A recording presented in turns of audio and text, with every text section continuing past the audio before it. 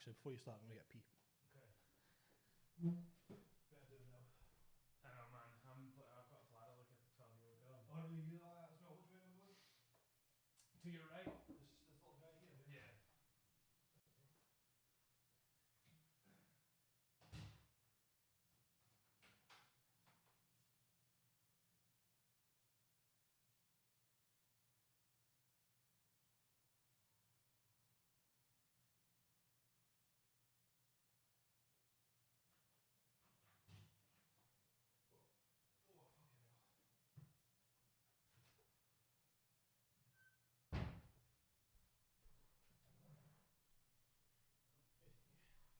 Oh, fucking hell. It's good to go. Hello and welcome, Sir David MacAffer. That quick? We're starting that quickly? Sorry, he's just pouring his cheap wine. Sorry about that. It's been an extremely long time, as we were know. discussing. I like how I just sort of walked through the door of the flat, having not seen you in like 5 years, and you were just like, we'll just put the recording on, that's fine. Well, it's better than just getting all the small talk. True story. So you've just started your own podcast, actually. Mm-hmm. How are you finding it? It's fucking great, man. I had my own podcast in 2015. Right. Oh yeah. Okay. I started the podcast with a few friends really well straight off the bat. Had a lot of fun doing it. Got 4 episodes in, and they were just like, nah. I mean, they've all individually got their own thing going Yeah, they've on got as their well. shit going on, so they didn't necessarily say anything. They just we just didn't do it anymore, and no one ever mentioned it again. So I was like, cool. What was that one called? Because I never. Stuff that doesn't suck. Right. Okay. I think it might still be on iTunes. Okay. So I'm proud of it. Some good work. Yeah, and I remember you sort of like we spoke a little bit because we always seem to have restarted and started our podcast around the same Yeah. time because I was off for a year as well. That's right. You took a bit of time out. Yeah. As well. Because I was doing a little bit of travelling and. How was that? Oh, it was good actually. Yeah. Yeah. Austria, brilliant place, home of fine wine. Is it? I Well, wouldn't know anything about that. I would not know anything about that. For home of fine wine for me is like $4.99 or less in the Tesco wine aisle. It's got a cork. I'm not interested. oh yeah. Well, it's too much hassle. I mean, not for a lot of people, but for me, yes. Well then, I'm assuming that if you have most fine wines with a screw cap, then there wouldn't be any possibility of it being corked. Would that be true? I mean, no, this is going way over my head. I honestly, I don't know. It tastes like juice, so I like to get drunk on it. That's about it. But I haven't drunk like socially or anything in Yeah. like 3 years. Really? Two What were you even 2.5 doing? years. I've not seen you. Like, has anyone seen you? No, I'm trying out this like affect where I'm a recluse. Okay. Like, that's my new brand. I Okay. rebranded as a recluse, a hermit of Okay. sorts. So I'm like I just like to be in the house and Yeah. not look at people or do things or be in like public scenarios or settings Oh. where people might be near me. Okay. Makes it quite difficult, but I'm doing And pretty good at it. do you interact with cats? I interact with my own cats. Yeah, Yeah. they're fine because they don't speak to me or ask me questions or like Or needy? they don't just like they don't like brush up against me in a social situation and have like a sort of gross heat moisture situation coming off them. Yeah. Don't to touch people. No. Not Oh, fun of course. Yeah, you don't have to deal with public transport, I guess. I do because I have to go to my job and stuff. But Oh yeah, where is it? well, I got made redundant a while ago. Okay. For the 3rd time in a year and a half. What? Yeah, fucking that's love terrible. The economy, man. The economy, so good. So at the moment I'm looking for work and signing on. Okay. Which is fucking debilitating. Yeah. I know, man. It's like extremely unpleasant, but unless it's one of these sectors. I mean, I'm not sure what you're doing, but unless it's like there's manual work where you can go anywhere, I guess. But when it's specific stuff, it's working in social media marketing Yeah. for a few years. Oh no way. Yeah, digital marketing, social media marketing, online stuff. I've had to diversify. Like every role I've been in, Yeah. it's been a case of we need you to do this one very specific thing. Where I've Mhm. just like broadened up the window by being Yeah. like, actually, I can do these other things too. That would save you a bunch of money and time. And they go, yeah, do that, please, and don't get paid anymore for it. Then I get made redundant, even though Yeah. they're like, you're really good at this. I know. Like my last job was, because I started off doing in-house social media for a clothing brand, and I did some freelance work. Was that the clothing brand? Was that Abandoned Ship? Abandoned Ship Yeah. apparel, yeah, plug to that. Yes, of course. Started doing that for a while. Did a mixture of things there, but then I got an agency job a while ago, which is what I've been like aiming Yeah. for the whole time. Getting an agency, it's meant to be great. Yeah. Was great job. They said you're great at this, we'll give you a pay rise in a couple of months because you're really good. Yeah. And then like, actually, tell you what, we're going to get rid of you. That's 'Cause, crazy. we can't afford to keep you on. Sorry. Is that just the perils of working through an agency? They can just sort of say like Hard for me to say because it's a very like closed door society. Like I Mhm. don't know much about it. Yeah. I know one guy that worked at like a more kind of tech focused digital agency. Mhm. He ended up going to work for Google in Dublin. All right. Making mad bank, tons of money. Can I say fuck? Of course. Get good. Fucking Fuck. loads of money, man. So much money. So he's away doing that, having a great time, and meanwhile I'm going down to the brew office every Monday to get fucking humiliated ritually in front of a room full of people that despise me because if I don't have a job, then I must have no inherent worth whatsoever. I mean, have you intermittently over the years sort of experienced that part of, you know, how to put it, like, you know, getting your brew money? Do you know what? I haven't been on the brew since I was 18. Yeah. I've been very lucky to either. I went 2008 post financial crash. I ended up moving back home for a little while after that. I didn't have a degree or anything then. I was largely unqualified at everything. I just fucked off back home and. What'd you get your degree in? Sorry, English Lit. Okay. At the Sweet. University of Dundee. Makes sense, obviously. Of course, because that's the thing I find the easiest. So I managed to like fake my way through a degree in it. That's like, I'm not exaggerating. I faked my way through a degree, got first class honours without doing a fucking single lick of work. That's crazy. Not that I'm showing off about it. I'm actually a terrible waste of a person. You're like some sort of English savant. I think I could be if I was to like, put a little bit of work in. I think I could actually do something with it. Right. But then I found like the field of academia is like, again, very much like the world of agencies. It's a very close society. I don't like to ask for things. No. I like to be given stuff on my own merit. I'm not a big like, if you don't ask, you don't get kind of guy. Like I like to just wait till someone's like, do you want to do this? I'm like, okay, cool, thanks for the offer. That's really flattering. Yeah. You feel like the work that you do should have people saying. With university, I just found like the whole time I was just like, I feel like the end's coming up pretty soon. I feel like it's going to be ending pretty soon. I don't really know what I'm going to do with this. Yeah. Because I didn't do creative writing, so I was like, well, I can't write a book. What other jobs are there? Turns out it's teaching English, which I would struggle to do because of how I look. Nah, I know. I would. You'd be a sexy teacher. Thanks. I don't know. I mean, maybe a few years ago I'd be a sexy teacher. Now I've got this hair as like a crutch because the only thing people ever complimented me on is like, oh, your hair looks really nice. I was going to say actually. But in the meantime, I've just been like getting really old in the face and getting really fat. And just covering it more and more with your hair. Yeah, basically, that's what I'm going for. I'm going for full body coverage. Like, until I can literally walk about looking like Cousin It, I'll not be happy with myself. Or Norwegian metal. Yeah, I mean, things I don't like that look. You mocked up a picture of me, and I keep thinking, if I wear enough like a cool sneakers, or like have enough like rips in my jeans, and wear jewelry, and like wear like a fucking cool Vetements bomber jacket, people won't think I'm a goth. But people just don't know what that look is. I was only parodying your look a little bit, but I know like that's your like your thing is your sort of the way you look at the way you dress plus your hair. You know, it's something that's sort of shocking and different in a sense. Not just you're trying to be a metaler. Not in the way that I wanted to be, which is the problem. It's funny actually. You see, when I walk to Glasgow, like no one gives me a second look, but I did notice like walking from the train station to here through like Edinburgh's metropolitan bougie fucking population that it was people were just like, the fuck is that? What is that thing? Glasgow tends to deal with sort of people that are more. I don't know why it is. Is it maybe something to do with the art college? People are sort of striving to make themselves more individualistic, so they're used to seeing that sort of difference in looks.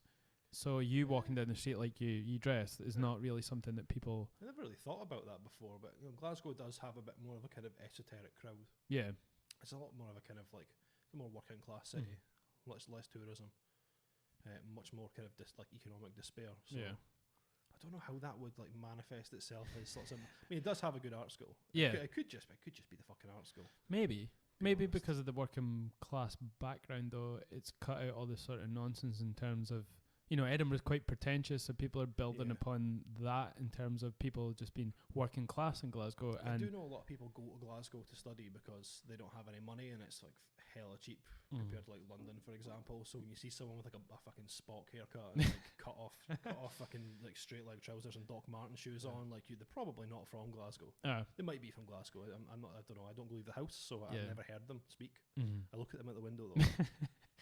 In your house coat. Do you have a house coat? Of course. It usually stays on till about like I'm not employed just now, so what else do I have to do other than be depressed? So I just chill out until about 2-3 in the afternoon in my house coat without washing my hair for about a week at a time. And so when you're doing your podcast, which is called You Okay Hun? You Okay Hun? Which is a brilliant name, I think. Yeah. And the first couple of episodes I've listened to, and it's really good. Yeah. Well, thank you. I appreciate that, man. I'm really having a good time doing it. I think we're close to getting the formula down. Yeah. Like, it's going to be one of these things where it's going to have a few iterations before I'm really Yeah. happy with it, because both me and Lisa are, well, no, sorry, I'm talking shit. I'm not a perfectionist. I'm a lazy cunt. But Yeah. she's a perfectionist, and I generally do what she says. Okay. So we'll probably end up like refining it till we've got it. But that last episode in particular, I had a bit more fun, just going a bit like from left field. Like, obviously, if anyone's like listening to this and is interested or watching, hi. The conceit is that like my partner Lisa, my girlfriend Lisa, she has always, people have always come to her for advice about everything all the time. Okay. And I've always liked to give my advice when it's not wanted. Yeah. Like just fucking Yeah, sledgehammer it into any conversation I can. Your sis advice. Yeah, but I'm basically, I like to mansplain to people. Like, I'm a big mansplainer. And so like we figured, well, people are always like, you two should do something together because you're both really similar. So we thought, well, we'll always tell people what to do. Yeah. So let's do it. And I like to do like a bit of creative writing. I do like a celebrity letter. Yeah.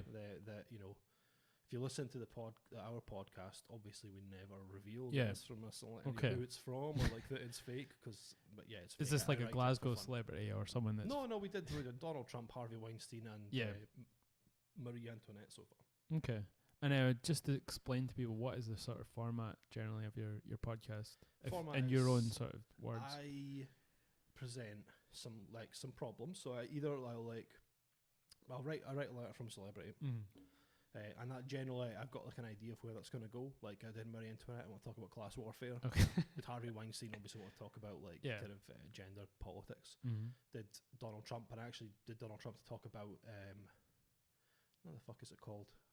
When it's people that basically imposter syndrome. That's what it's called. Yeah, imposter syndrome. Sorry, people don't think when they get into a position that they're good enough to be doing it. Yeah, and it's a really common thing. You know, everyone's like, there's like this kind of like renaissance or like enlightenment towards mental health problems. So now everyone is like, well, I've got anxiety and I have. There seems to be a large, percentage of people that you see even on your Facebook just posting these things, and it's like, how common is this? Mental health. But as someone who's like fucking struggled with mental health for a long time, like I do sometimes kind of rub me up the wrong way when I see people who are like, to my mind, completely like happy or well adjusted, have no particular. And I know there doesn't have to be a reason for mental health, but you see no projection of it anywhere other than going, oh, I'm so depressed, someone should kill me on Twitter or whatever. That kind of rubs me up the wrong way a little bit. Do you think it's relative though? Maybe.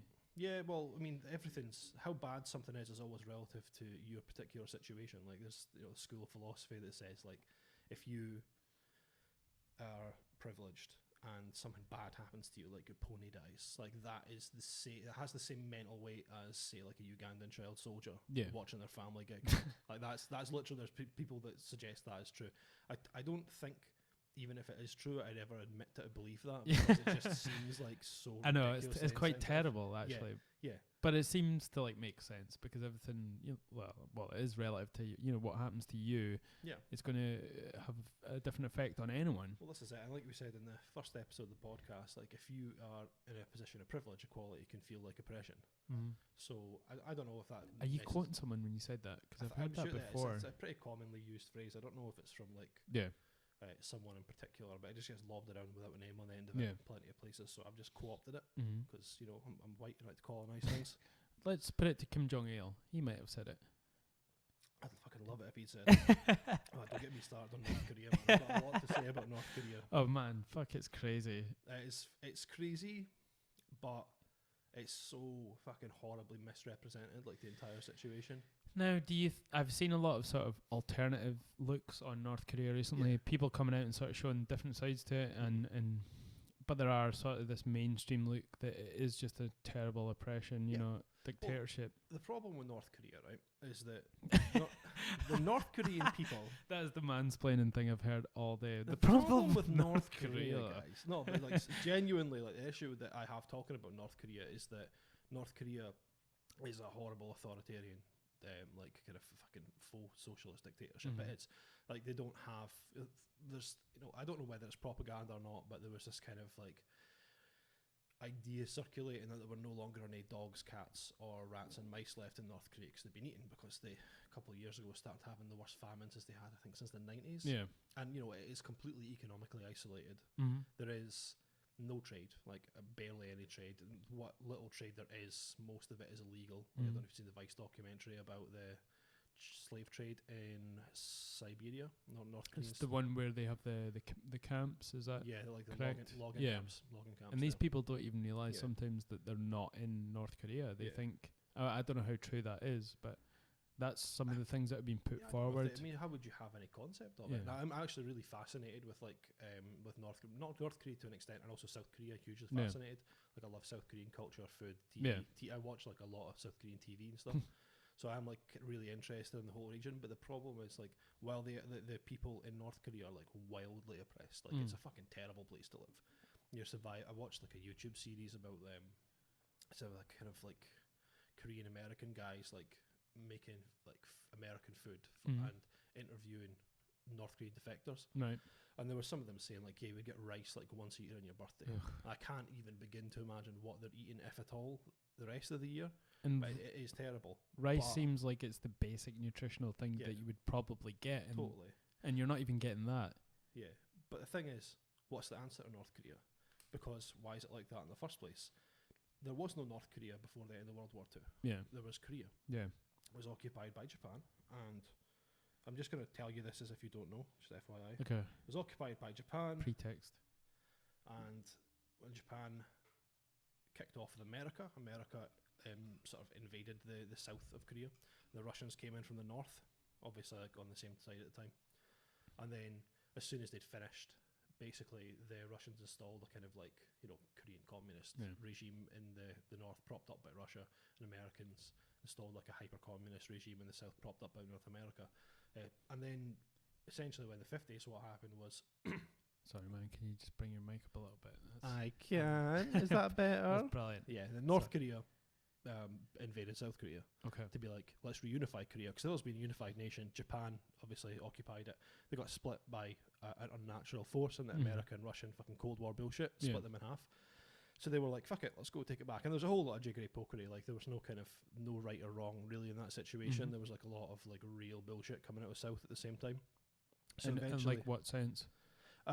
like assassinations, Okay. bombings, stuff like that, like across the border against each other. Anyway, long story short, North Korea pushed into South Korea and forced the South Korean army and what American presence was there down to the very south of the Korean peninsula, a place called Busan. And then the Americans basically interceded, sent troops to Busan, and then they actually sailed round the bottom of the Korean peninsula up to Incheon, which is to the west of Seoul, All right. and invaded there. By doing so, they then pushed all the North Korean troops back up into the north, all the way up to the top of the border with China. In the process of doing that, and then eventually the Chinese interceded from China, pushed them back down to the border. Now is really close to where the border was at the time. Okay. Like between the countries after the First World War. It's not exactly right, but it's close. Yeah. And in the process of pushing the North Korean army back up through North Korea, they murdered a third of the Korean population. This is Like the 3 South million Korean people. The North Koreans. Oh, right, okay. The American and South Korean forces, but ostensibly the American forces, Okay. basically butchered like 3 million people, a third of the population of North Korea, destroyed, I think, 24 cities. Might Holy not be shit. exactly right, but they destroyed, like they leveled the country, and eventually got pushed back and just went, fuck it, we're out. Yeah. Like, we need to go like rest a little bit so we can try to do the same shit with Vietnam and lose Yeah. again. So Well, they had plans to go into Vietnam. no, but All right. they eventually ended up doing that. The America needs to rest a little bit between Yeah. imperial interventions, so it just fucked off back to like lick its wounds a little bit. Sorry, I thought you meant North Korea there. I was like, No. how are they going to manage that? So like what North Korea did then was like, they had the only two allies they had because of the Cold War, and because they were they had kind of taken the communist Russia's lead, was China and Russia. Mm-hmm. And during the 70s, under the first Kim Jong, not Il, It's Kim Jong it's Kim Sung. Kim Jong Sung, I think, is it? I think so. Yeah, fuck it, we'll Google it later. That's very racist. I'm probably wrong. No, it's just not that. It's just I wasn't alive at the time. I forget the chap. I'm talking about myself saying Sung. The I'm original assuming. the original dear leader that created the Jewish ideology. So North Korea North Korea and South Korea want reunification. Right? Yeah. Everyone wants reunification because Korea is like a very nationalistic country. And Similar- even till this day. no, they fucking love the idea of reunification. Okay. It's very popular, but it's very difficult to Yeah. do. So basically, the whole time they were like, technically they've always been at war. It was just an armistice. There was a ceasefire. They've not actually ceased being at war at any point. They've just been at war since then. Is that why there's this whole sort of the border? There's all the guards sort of facing each other. Yeah. What's it called? The demilitarized zone. yeah. What is it called? Something like it's got like a number, like parallel something. Oh yeah, the 43rd parallel. Or something. That's not actually the DMZ. Is it not? That parallel was, I believe, what was installed by Russia and America as the border. Okay. The DMZ is actually close to it, but not in the same area. In any case, they grew like as a communist nation. They rebuilt. Like you see North Korean capital. His name escapes me already. Pyongyang. Pyongyang. You see Pyongyang. There's buildings there, right? Yeah. It's got that kind of like retro, like brutalist feel, like that real fucking 80s Russia feel, like fucking gold filigree on these giant blocky buildings, like Lego blocks. I can see this totally floats your boat in terms of like style. I think. Oh, totally. I love the North Korean style, man. It looks fucking great. Mixed with the sort of 80s-ness as yeah, well. Yeah, that's it, man. That's it. But they rebuilt, and it was going really well. And then the first problem was when Nixon started talking to China. That was a big issue because when China and American relations kind of like warmed up again, rewarmed, they were like, hey, could you like maybe stop propping up North Korea quite so much? Similar with the fall of the USSR. So they end up in a position where they do still have support from China, not so much from Russia anymore, but like they've been like squeezed by economic sanctions. In the early 90s, they had a famine and went, fuck it, we need some attention here. America, get out and help us, or we're going to fucking build a nuke. Oh, really? And what makes a country entitled to have a nuclear weapon? Do you have to be white? Do you have to be Western? Well, no. But at the same time, were they intending to build it, or was it just a threat? It was essentially a case of like, since America have been in South Korea since the end of the Korean War. There's a heavy American military presence. They've got the THAAD system that installed and installing more of at the moment, which is the high altitude missile defense system that they've got, which a lot of South Koreans are not for at all. Yeah, like a lot of kind of more progressive South Koreans want America out of the Korean Peninsula. Really, essentially, they've been in South Korea because it's a good way to keep an eye on China. Yeah, they've got missiles there pointed to China, and they have had since the 50s, and that was one of their Cold War strategies. But it's probably where their intelligence comes from. A third of the population butchered by North America and being able to recount some really horrific war crimes by the Americans in the Korean War are terrified of America because they're just waiting for the day. Yeah. Now, that might not necessarily be the case with modern politicians or whatever, but the reason that North Korea is the way it is because of American imperialism, basically. That's what I'm getting at here. So, so fuck North America. I mean democracy. Yeah, that's it. Hey, not North America. No, because Canada's... I hate Trudeau. Good. But good. That's fine. Even though I have a Canadian girlfriend, I don't like Trudeau. No, I cannot stand Trudeau. I mean, I think he's a hypocrite. I don't hate North Americans either. I consume like the majority of the culture I consume is from North Americans who I love. Yeah. Like, and that's, from the American government. The USA, and I've got Canadian friends, obviously. Like, I'm not a xenophobe. I just, it's more of a, like, the military. And the government. All government in North America from all time. Yeah. I hate and despise with a burning passion. So what do you think would be the solution to North Korea? Get America out with South Korea. Okay. Is that what's antagonizing them? Basically, yeah. If America was tomorrow to withdraw from South Korea, I think the Korean was reunified within like 5 years. Really? Yeah, the plan, the pitch for reunification already exists. It would exist as two like states. And all right, okay. Like they've already built a reunification train station. Okay. And there's like a train station where like the line from Seoul and it stops near the DMZ but for the day that eventually like the border goes and people can travel back and forth. It seems like it would be an inevitability though, but I'm saying, like, is it the North that's sort of taking that into consideration? I think it's purely just the southern South Korea that's saying that there will be unification. Do you think North Korea thinks there's going to be unification? North Korea wants it as well. One true Korea. It's the Americans they have a problem with. Yeah, Koreans are fiercely nationalistic. After years of being like kind of invaded and colonized by like other countries, and Japan being the primary kind of offender. Like they have like. They really love their own culture. They really hold on to their own culture, their language, their food, their literature. They're revolutionaries, like people who fought against the Japanese and tried to kind of free Korea, Yeah. were like exalted as like But these would they not? amazing figures in South Korea. Would they not want like ultimately a Korea in the image of their own government though? No, they seem the idea seems to be that they'd be happy with like independent states. Okay. So North Korea could continue to be a kind of like communist country. Like Juche ideology is not the same as communism essentially, Yeah. but in practice it kind of is. So they would want to continue with that, but with trade. Yeah. Like they could actually export and import and Mhm. feed their people, Yeah. and hopefully not have to be taking people to. Because again, I sound like I'm really pro North Korea, which I'm not. Like No. I've seen like the clips of them people being taken, and like they've got these horrible like iron structures they put people on a ship Yeah. for listen to a K-pop CD that flew over the border on a hot air balloon or But whatever. do you think someone that's as extreme as this would then allow themselves to, like, interact with the South Korea when they're so Sure. openly Western? Look at Iran.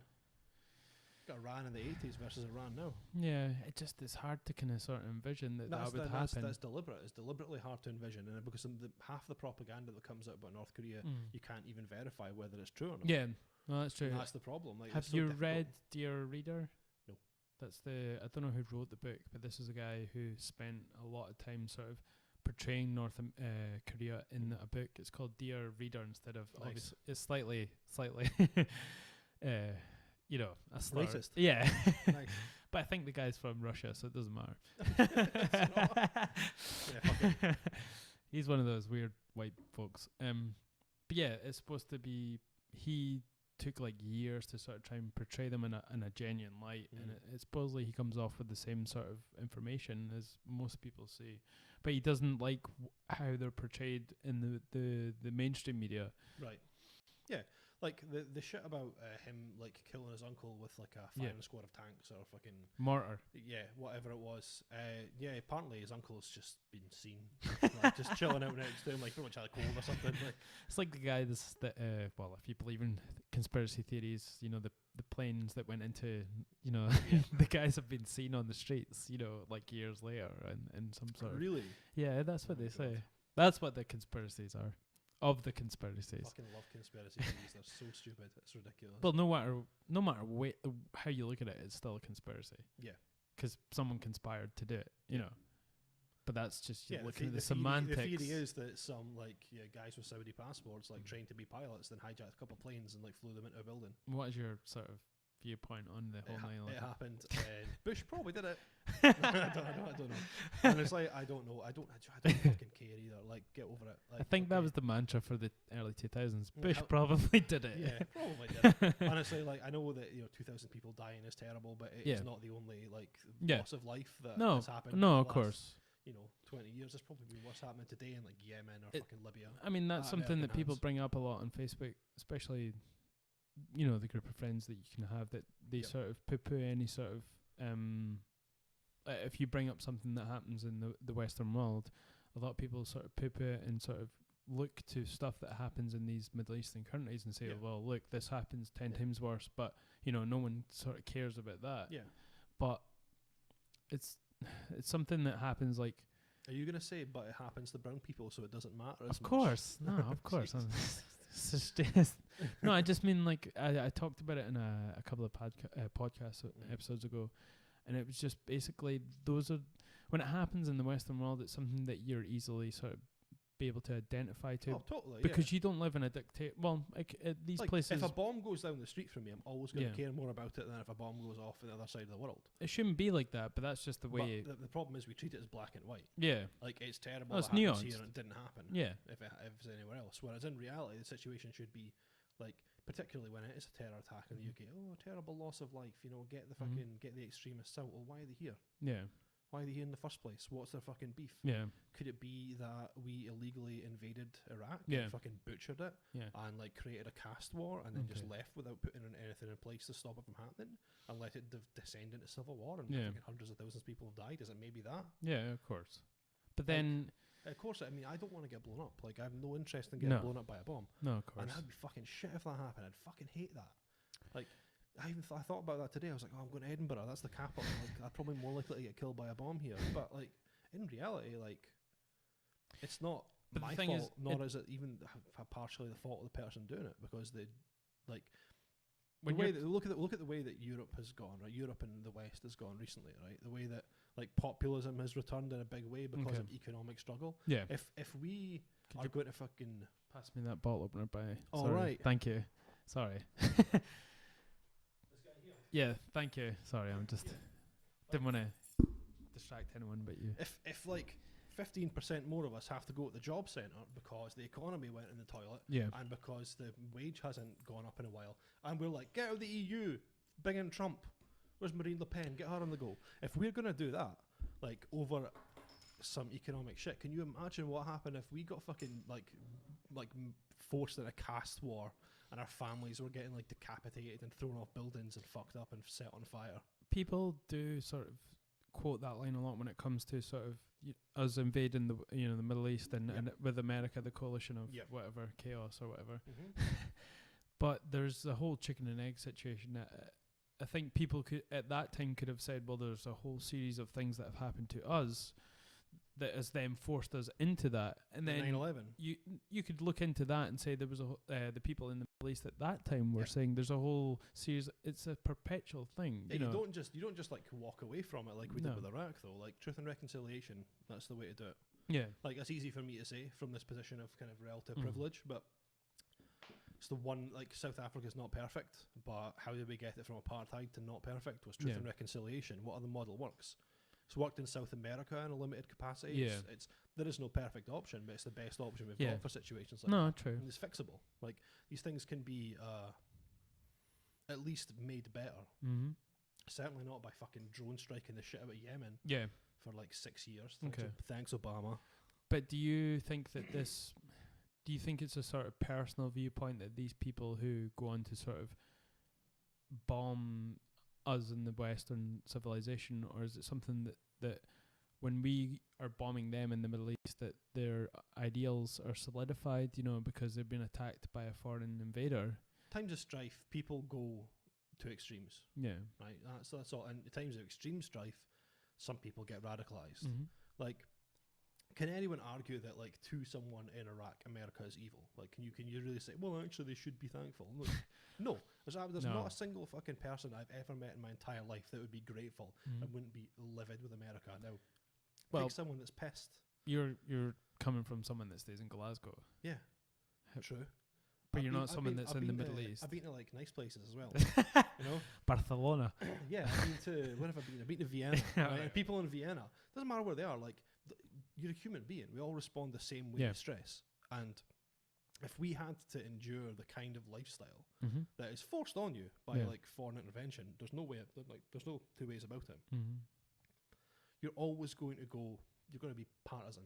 Yeah. You're going to go one way or the other. Again, there's a really great, do you know Mark Blythe at all? Yeah. Global Trumpism. Yeah. Right, so global Trumpism, right? That was essentially about how, like, economic anxiety is forcing people left or right Yeah. across the kind of like Europe and the West at the moment. Okay. Now, imagine it was way worse than economic anxiety. How much further to each pole you would go? Well, there is no economy. Well, yeah. Basically, if when you're being bombed and stuff, Yeah, it's there's either just I you mean- retaliate against who's bombing you, or it's like I mean, if I could trade fucking some of my cows so that my daughter wouldn't get drone struck in her school today, that Yeah. would be amazing. But Yeah. that doesn't exist there.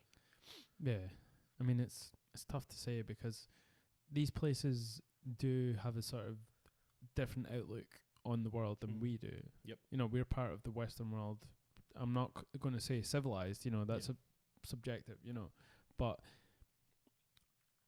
there is a difference between how. There's the mindset of the Western world and the Middle East. Like, Mhm. take decapitation. Like, that would something that would be horrific for something that would, if we saw that in the street in our town, that would Mhm. just be like, it'd be Fuck was that? unfathomable. Yeah. That'd be it'd be horrifying. Yeah. But these things sort of take place every single day in these, and to be able to allow that, or not even allow it, but to see it and sort of it to be a regular occurrence, Mhm. it takes a certain. Well, maybe they're more Hardiness. sort of. Yeah, exactly. Yeah, but that's just by circumstance, isn't it? Yeah. That's like, like you said earlier, like, trauma and shit is relative. Mhm. Like, so maybe for them, maybe seeing someone getting decapitated is as bad as you seeing like a fox getting hit by a bus. Yeah. Because I've seen that and it freaked me the fuck out. It was horrible. It was disgusting. I hated it. I hated looking at it. I was like, Yeah. oh god, that poor fox is like a dog, and I feel really sad about it. Mm. So imagine that was like your husband getting killed for stealing a loaf of bread, Yeah. getting his hands chopped off. Yeah. Fuck that. It'd be awful. But there's the regime that does that, Yeah. and then there's the people that interact with that. Yeah. And I think it's really hard to morally prophesize about about any kind of like third world regime coming from like a Yeah. history of like colonialism. You can't Yeah. say, well, they just act like savages. Yeah. Well, that's all for a reason. Like, No, of Al-Qaeda, course. There's always you can always trace it back to one of us. well, We got in there. And we fucked it up. historically, there's Yeah. the arguments to be made that the Mongols sacked Baghdad so hard that they sent them back to the Stone Age, and they've not recovered in the last Totally. 1,000 years. I know. And then even the 70s, there's this idea of people in these Islamic countries going to university, women sort of wearing bikinis, and then it's only been the last 20 years where they've been sort of reverting back to this, hard stance on Islam. And That's why? the thing, like Well, it makes sense that it's a response to whatever's been happening there Yeah, in terms of the completely. West. Yeah. Think about like cast your mind like over a map of the Middle East and tell me where something fucked up hasn't happened because of us. Yeah.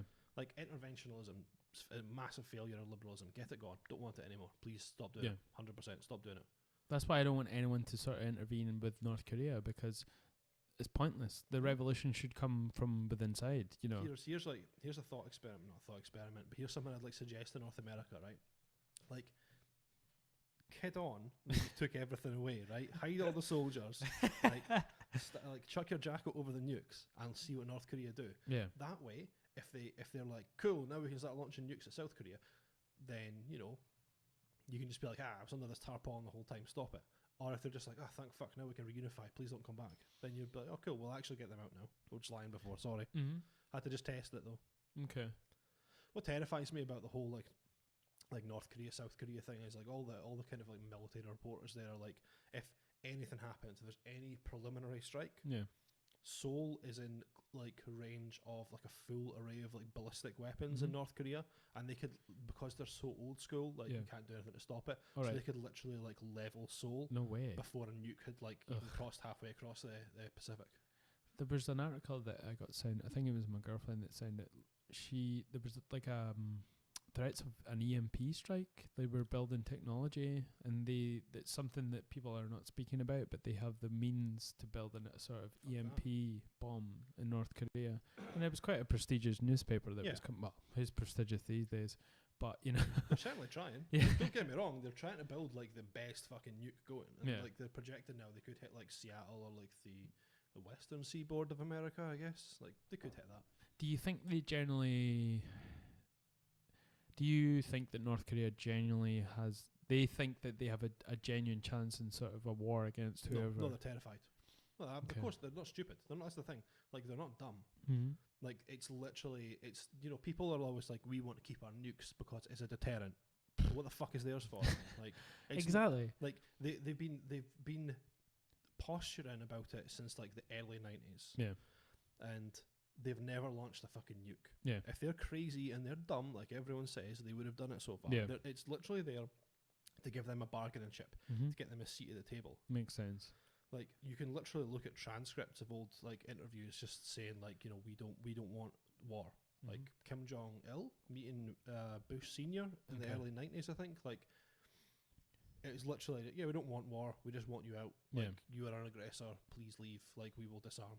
It'll be fine. Okay. They've been saying that shit for a long time, but it's so hard to find what the actual stance is because A, everything they put out is so like fucking padded out by its wild like rhetorical language, and B, it's not reported on because it doesn't suit like the Western narrative over North Korea. Yeah.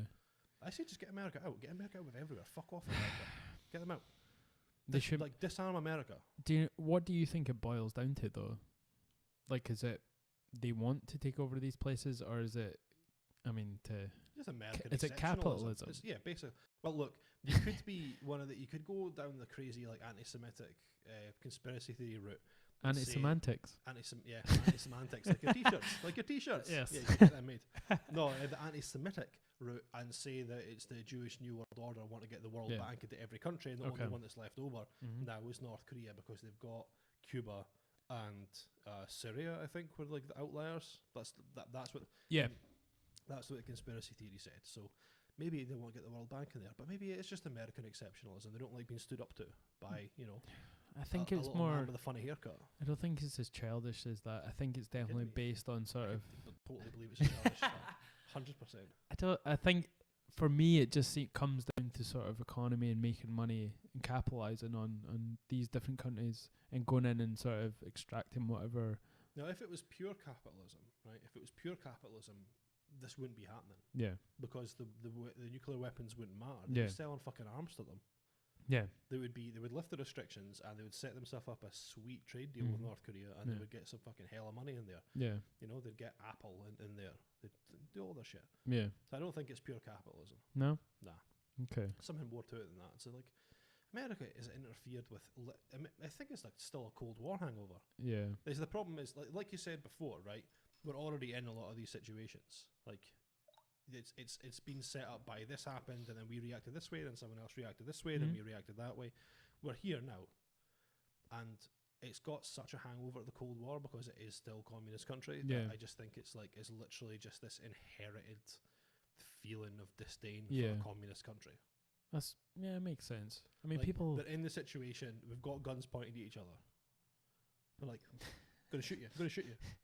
And when you look back at that sort of whole era when it was, we're against communism, it just shows the sort of the brashness and the sort of semi-retardedness of North America, because they don't understand a philosophy which in its purer sense could work, but when it's bastardized and someone, who's a dictator gets to the top, and they just don't understand that philosophy. And it's like someone's like, "Hey, you believe in Marxism? What about Stalin?" Like, it's not fucking Marxism, you shit. It's like literally so far removed from it. It's like not even funny. People can't even divide that nowadays, though. No. People just assume. They don't want to. No. No one wants to. No, everything's so black and white just divisive. now. Yes. And the thing is, I've just got on board with it, to be honest. Like, I used to be guilty in the past of kind of liberal thoughts, and this kind of like louche, fucking laissez-faire liberal attitude of like, well, if we just bring their silly arguments to light and debate them in a public forum, everyone will see how foolish they are. And how the fuck did that end us up with? Like,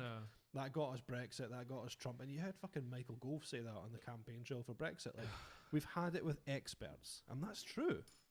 People are like, "Oh, fuck you! You think you're an expert? I know better than you." What sense of the word are they experts? They're political experts. That's it. Like, I think he was referring to economists at the time.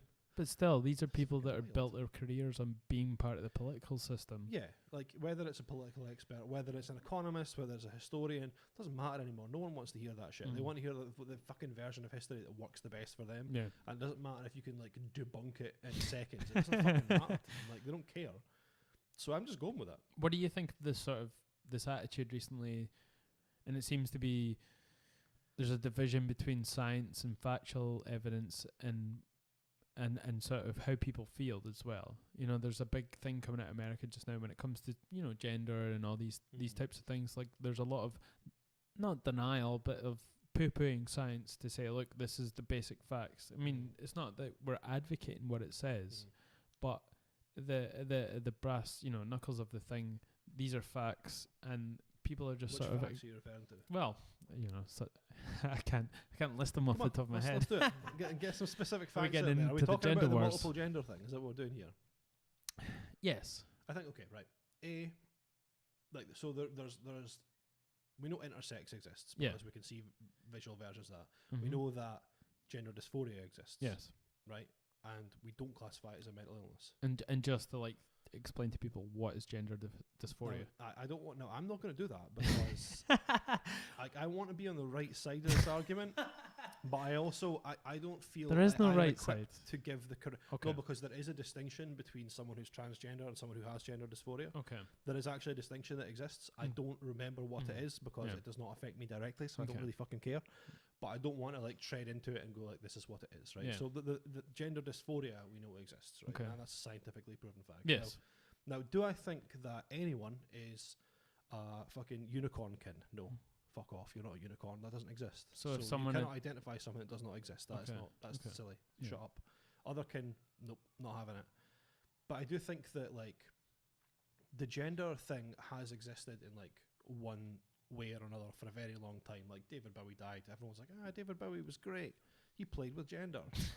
Okay, so now we're trying to formalize it. He almost denied that he was bisexual as well towards the end. Even though, everyone knows he had sex with Mick Jagger. Yeah. And, that's fair enough. Mick Jagger was a very handsome man in his day. Terrible David dancer. David Bowie, as cool as he was fucking Hackett. Yeah. He was ugly as shit. So it's it's like fine. it's when people have built, these French bulldogs, like they're they're ugly as fuck, but they're in. Yeah, so Bowie was a French bulldog. Basically, right? No, like the gender thing. Like I honestly, I don't see the fucking problem. I'll call you whatever fucking pronoun you want. I don't care. Mm-hmm. I do not give a fuck. You want to call me that? Sorry, I didn't call you that before. It's better done. It's not an issue. But people sort of use it as a trap sometimes. Like they sort of set you up to sort of draw you in, and then if you use the wrong pronoun, then you're punished in a way. That is like reactionary call out culture Yeah. that is practiced by almost exclusively teenagers on Tumblr. Yeah. Has it ever happened to you in real life? Nope. Do you know why? They don't fucking exist in real life. Like, I do think there are some particular reactionary people like that value identity politics above all else. Mm-hmm. I do not agree with that. Like, because identity politics has no notion of class, and that's fucking stupid. Right? So I'm not like about just POC. Like, I do believe in intersectionality. I do believe in feminism. Do believe in like equality, equity, even in some situations. But like this, like observant of call out culture of being like, hello, my name is Jim, and I am a regular guy. And you go, hey Jim, how are you doing today, man? Oh, sorry, what? Like that doesn't actually exist. No. Like it's a right wing meme. Yeah. Is essentially what it is. Like literally, like okay, you could go on Tumblr and someone could genuinely give you that shit. You never had it happen in real life. How many fucking people do you speak to and interact with on a daily basis? I went to university as an adult 2011, 2015, right? Yep. Not once. The only To be fair, it's only sort of part of the last sort of 3 years it sort of came into issue. I've been like being pissed off about like Tumblr teens and all this bullshit since about 2011. Right. That was when it Tumblr teens. Yeah, Tumblr teens. It's what it is, man. It's what it is. Tweens. Like, yeah, Tumblr tweens. Like I went to university. The only gender flashpoint was when an elderly man made a joke to a girl about how women belong in the kitchen, and even though it was a joke, she didn't take it well. Fair enough. Cool. Yeah. That's fine. But if someone like if I'd been like assaulted or something and fucking like raped as a child, someone made a joke about it, I'd be like, can you fucking stop that? That's like super annoying, please. I mean, is that something that you can joke within your your group of friends if it's maybe funny, or is it something that's... I just don't see the point. Okay. I don't think it's that hard not to. Like, no. It's like there's this really immature thing where as soon as you can't say a word, you're like, I'm desperate to say it now, right? And like I've been guilty of it in the past. I have, like, totally. I think a lot of people have. Privilege makes you that. You're like, why can't I say it? I want to say the N-word. So do you think comedians have a sort of place where they can sort of talk about these things in a joking manner and not be taken seriously? Black comedians can talk about the N-word. Yeah. Like, the problem is it's always punching down. Like, it's cheap. I don't find it particularly funny. Like, it's very rare that I'll hear someone make like a racist joke that's well constructed. Yeah. And even if it is well constructed, why are you like, why? Right, I like to think of it this way, right? Of all the things in the world to talk about, why are you so desperate for that one? It's like, if it walks like a duck and quacks like a duck, it's usually a duck, right? Jimmy Savile. Who didn't know Jimmy Savile was a paedophile? Well, you fucking knew. Everyone, like from our generation especially, it was like a sort of, he was a leftover from the sort of 70s BBC culture. Every fucking part of him, his voice, what he said, and everyone just assumed. You were everyone like, assumed. Is a fucking paedophile. He's a monster. He's a beast. Right? If you looked in the dictionary and looked up paedophile, it'd have a massive A4 spread of him. Like if you spend the majority of your time, right, fucking whining because no one's letting you say the N-word, you got to really reflect on why you want to say the N-word. Yeah. And that's the problem I find. Like, anyone who makes that argument like way too much. But do you not feel it's a divisive situation? Like that word is very divisive. Yeah. Like, it speaks to a collective trauma. What's the fucking harm in not saying it? Like, it's so easy not to. I've not said it at all today. No. It's super easy. I mean, it's something I talk about a lot, and it's something like a sort of catalyst, and it's divisive, and it's. But I would never say it. Like, it's not something that can leave my mouth, and I've never said it jokingly amongst friends. It's just, it seems like it's one of these words that you just like it's so you don't easy have not to do say. it. You It's know, so fucking easy not to do it. Like, it's so easy. You just don't have to ever do it. Like, what bothers me about it is people do. There's this, like, again, this fucking sort of weird liberal attitude where, like, everything's fair game. We should talk about everything. Everyone should get a fair say at the table, right? And the thing is, to me, right? Okay, cool. If you want to say the N word so much, right, go home and say to your mum, "Mum, I want to suck on your big fat tits. You're really sexy," right? As a joke, just as a joke. Just say it, because you can say anything because it's fine. Oh, I don't want to do that. Why not? well, context. So it makes her feel uncomfortable. I don't want to. Well, cool. Well, saying the N word makes black people feel uncomfortable. Stop fucking saying it. Easy. Done. Stop it. Yeah, but would your mum say that within her circle? What, sucking my big fat tits? Yeah, I mean, maybe to like her husband, as my stepdad. but that's like within her group of people that in her age bracket. Would she say that? Probably not. Yeah, but there is a group of, you know, If there you is want a. to say the N word, just say it. I'm never I going to won't say judge it. Why Naggers, naggers. It's close. Have you seen that episode of Yeah, South I've Park? seen that episode of South Park. I hate South Park now, man. I used to really like South Park, but looking back on it, I fucking hate it. Everyone's wrong. Fucking cool. Just fucking pick a side. Yeah. Well, do you have to pick a side? Yeah, though? just, you know, it's 2017. Everything's shit. Pick a But side. you're feeding into this black and white culture. Yeah, I told you. I'm leaning into it. I'm just Yeah. going with it. Like, you don't have to fucking listen to an expert. You don't have to read anything. You just get to have an opinion and shout it. It's fine. Yeah. Just pick a side. It seems. Where does it come from though? Like the last sort of 5 years, this whole sort of opinionated culture is sort of come out of nowhere. It's that global Trumpism like lecture like really spoke to me. Yeah. Like, I do think that. I think identity politics on a cultural level sped it up. Like, I think the existence, like the emergence rather of identity politics as like a singular worldview definitely sped it up. Because I believe with like almost every proponent of it, like, but I think deferring to that on its own is really stupid. Because class is a hugely important factor, and class has become such a thing now. Even though maybe someone like America doesn't have the same class consciousness as the UK does, like everyone knows when they're not getting a pay raise. Yeah. Everyone knows when they can't get a mortgage. Everyone knows when like they'll never be able to pay off their student loans. Everyone knows when they're going to a payday lender. Everyone knows when they can't get a job. Yeah. Like, this is like such a reality for so many people in the UK now. Like, wages have stagnated dramatically. What's that statistic I love? Like, in the 70s, a CEO made 30 times as much as the lowest paid worker. Now they make 300. That's crazy. Like, liberalism is creating billionaires and trillionaires. Yeah. And the idea of wealth trickling down has been like completely disproven. Like, no, it's a complete. It can't happen. It's horseshit. Yeah, and this is the thing. Like, you know, would I rather be me, right, a fucking cis het shitlord, a white man with no fucking job, living in the ghetto in Glasgow? I live in Govan Hill. That's where all the Slovakian Romas live, in the fucking slumlord flats, right? A Slovakian what? It's Roma. Roma. Yes, I'm not going to say the G word because I've just set myself up to not say the N word. Glaswegian, yeah. Nope. Yeah, fucking no. The people travelling descent. Oh, okay, yeah. Yeah, the Romani. Yes. The Romans. Of Roman, yes. Yes. People. Those chaps. Supposedly that's gypsies. a The gypsies. huge, People call them gypsies. That's a huge unrepresented sect of humans in the world just now, because there's a lot of shit that's happened to them. I heard recently from someone who's studying it and doing it part of their PhD thesis, and like there's so much shit towards these quote unquote gypsies. And it's something we don't hear about because these people don't seem to think they have any rights. They just sort of, you know, traverse the land. It's a really difficult one living like in a kind of Roma community, because you do have to like check yourself from just seeing the negatives. Like, I have this conversation with so many taxi drivers, as you can imagine. What the fuck? When they're taking me to Govan Hill, right?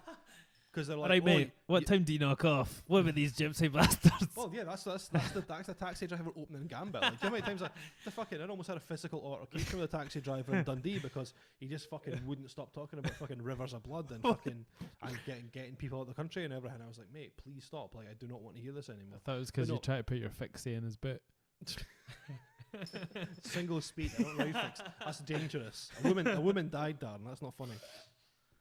Right. So, Govan Hill, right? Yes, I had this conversation with taxi drivers because they go, "Oh, you live there? That must be terrible." So if you Google Govan Hill, you'll get a ton of articles in the Herald in Glasgow about like slumlords and toilets that don't have any plumbing. So like back gardens with like carrier bags full of shit in the trees. And this is and people's rubbish and waste and living situations. Yeah. And we've had pest people around saying we have to check these flats for cockroaches. It's mandatory.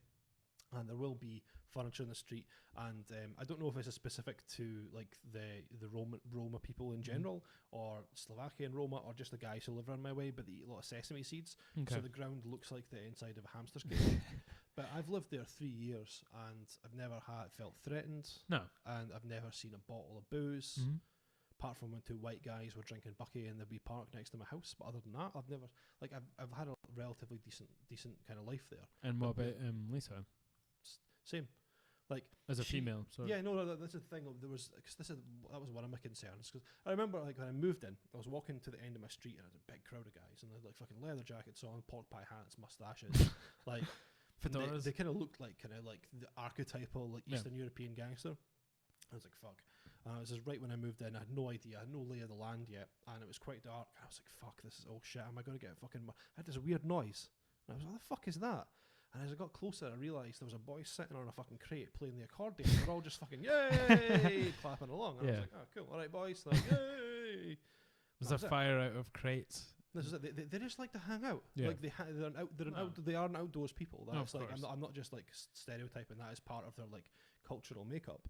So they Well, there's not a lot of room in caravans, so you're going to. It's the same when there's like fucking a family of 12 in a 3-bedroom flat. No. You know, there isn't a lot of room. And are they traditionally Catholic?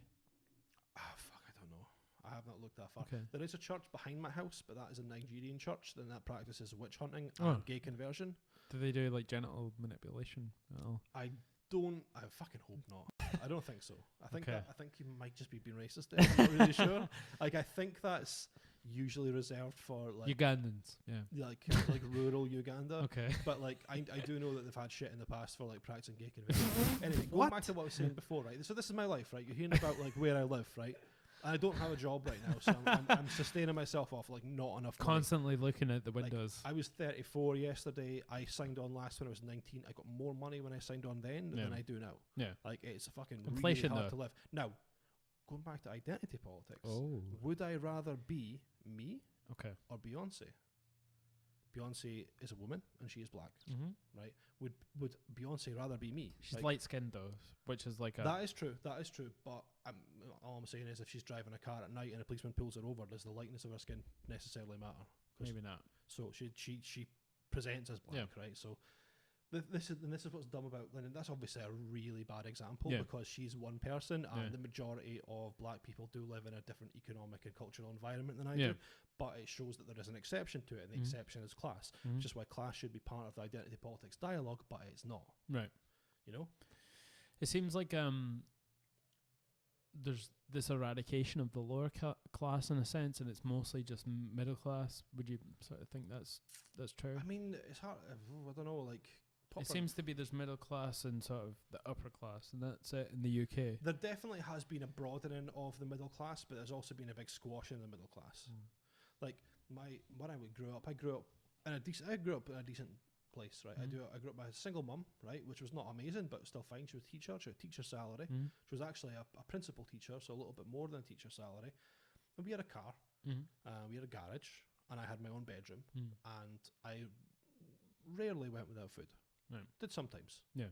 But, you know, my mum was a kind of a bit of a loose spender. Yeah. Like, she wants to, I remember very, very fucking vividly one time, we didn't have any food, but she came home, she bought a really fancy snow globe for 40 quid. And I was like, 40 bitch, quid? Yeah, 40 quid for a fucking snow globe. Can you During the believe that? fucking 50s. See, my mum really wanted to live that baby boom middle class dream, whereas I... Was she emulating her parents, would you?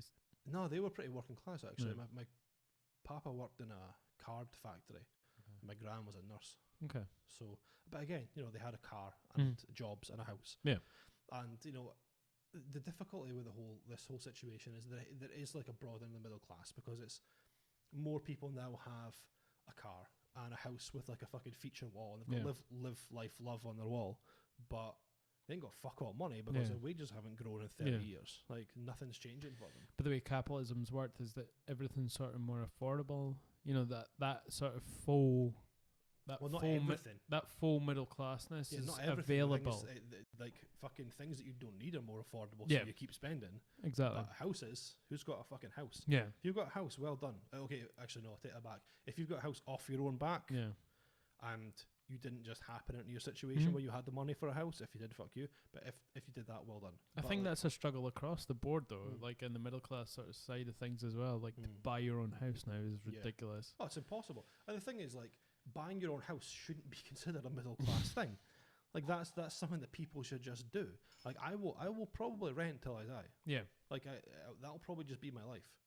I'll rent until I retire, and hopefully they'll give me a council house. Because hopefully, like, you know, at some point, a non-neoliberal party Yeah. will have kind of got control of Britain and actually built enough housing for Yeah. people. Have you seen sort of Theresa May reversal on that policy? You know, with the housing sort of. Yes, she That's is crazy. fucking. Do you know what? As time goes by, I really like watching her suffer, but it's so hard not to feel sorry for her. No. Although, having said that, I saw a thing where apparently around the pure like Brexit negotiation table, the general mood is just really feeling sorry for her.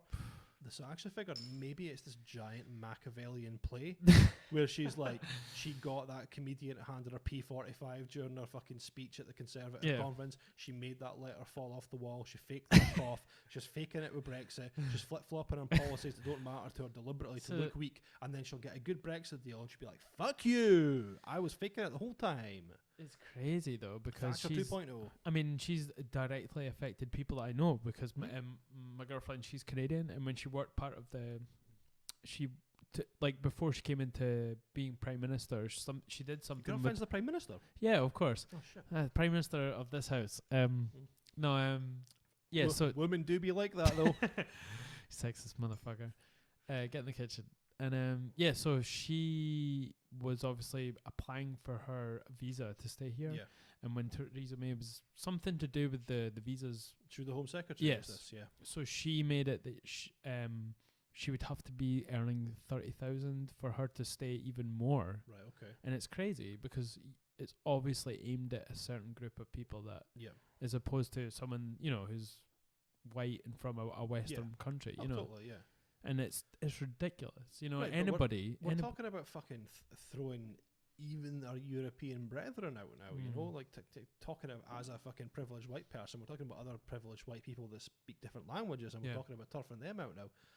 And that's the thing, like, they were, you know, that like the NHS applications have dropped. Now, I'll put my hands up. I fucking hate the EU. yeah, I hate the Really? European Union. Yeah, I hate it's an awful, like, immoral, bureaucratic, fucking pro-austerity entity. Like, it's an economic time bomb. yeah, There is going to be a fucking explosion where all the cheap labour that the Germans in particular are exploiting out of Eastern Europe. yeah, Because what they're doing at the moment is they are outsourcing, like, again, Mark Blythe, Yeah. really good lecture. They're outsourcing a lot of their labour to Eastern Europe, you know, okay, and the wealth of countries like Poland and Romania is going up and up and up and up. okay, So eventually they're going to reach a point where Germany is a consumption nation, very Mhm. much like we are. We don't Yeah. make anything anymore. We're a consumption nation, of course. but we're going to get priced out of our cheap Eastern European labour, Mm-hmm. and they are on the same currency as us. Yeah, It's going to fucking explode. yeah. So Do you not think it's better to be part of it and sort of have yes, a no, say? absolutely. I voted Remain. Yeah. Like 100% voted Remain. It's fucking suicide to Yeah. leave. We are going to be absolutely screwed. And a lot of people ask why I have got such an interest in American politics, Yeah. and it's because we are Mhm. almost like. We always feel the I'm so aftershocks of we- America when anything political happens. But it's even more than that. We are so reliant on America now Mm. because that's our Brexit strategy. Right. Is to leave the EU. We're probably going to get no deal. Mm-hmm. We're probably going to be completely frozen out of the single market. We won't even be able to fly to Europe. Yeah. All flights will be grounded. There'll be no flying back and forth. This and is the we most are extreme relying- example, yeah. though. They were And saying, well, no, because that's what's going to fucking happen. but they're They're- saying if they don't reach an agreement. I'll take a bet with you right now. That's what happens. Really? Yep. I I'll put think a there's fiver too on it. much money. A fiver on it. Right, let's go. Do it. It's the first bet Right, online. First, it's fiver. Fiver, no deal. It's I think fucking- it's just too big for that system to sort of be grounded in a sense. So something will come to a head. we don't have a plan. Right. We have nothing. This is what is coming out so far. Like, when was Article 50 triggered? Like a few months ago Yeah. now? We've got 2 years to do it. We have no plan. Nothing. It's one of the most complicated legal processes going. There's like 18 huge binders of forms and things to do with. Coming from the EU side. Just between us, I Okay. think. Again, I'm not like a constitutional lawyer, so I don't really Okay. understand it. I do know, however, it's an incredibly complex legal framework to be part of the EU. To sever, you have to sever each of them individually with an individual deal, and it's not going to happen. No. We're not going to get a deal. We're just going to get frozen out. Flights will be grounded. Trade will be cut off. Now we rely, I believe, on between 30 and 40% of our GDP is from EU trade. Yeah. What happens if you take a country and cut out 30-40% of its GDP? Fucked. So I the just plan is to fill that up with trade from America, yeah. right? Which would be fucking fine and dandy if it was fucking neoliberal shithawk Barack Obama still in power. But Yeah. it's not. It's fucking neo-Nazi enabler and fucking closet fascist. America first Donald Trump, who is practicing. Look at the way he deals with trade. Yeah. We phoned China and we said, fuck you, China. like what? That's his policy. Yeah, like fuck basically you. His policy is, I make deals. I'm a really good deal maker. I'm brilliant at deals. Like, what does that fucking mean in reality? That means I've no idea what I'm doing. I've fucking fumbled my way through life. Yeah. I had a ton of family money, and people thought because I was rich, I was to be trusted. He doesn't know how to make a deal, and his policy is America first, which means if he can't get a good deal with someone, he'll go, nah, fuck it, we'll do it ourselves. Yeah. We'll reopen the coal mines. Like he thinks he can. That's fine. We'll match those Vietnamese sweatshops. Come on, Nike, move to Ohio, and we'll pay our workers like 50 cents a day to fucking make shoes. Also, we'll fucking cane them. Like we're going. Sorry, just to pause. I'm going to go to the bathroom. Cool. It's obligatory sort of pee break. Right in my rant, man. I know. I was enjoying it.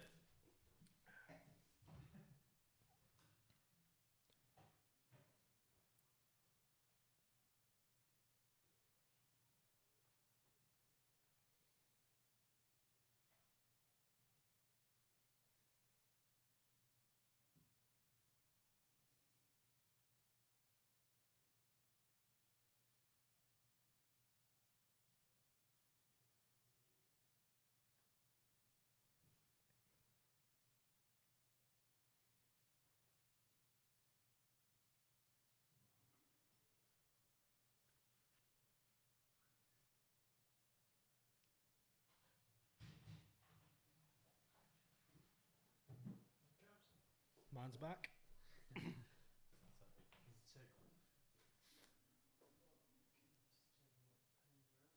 Yeah, what are we at? Just over an hour. We're not on YouTube. Yeah, man. It's alright. Cool. All right. Just let me know when you want me to People draw have back in.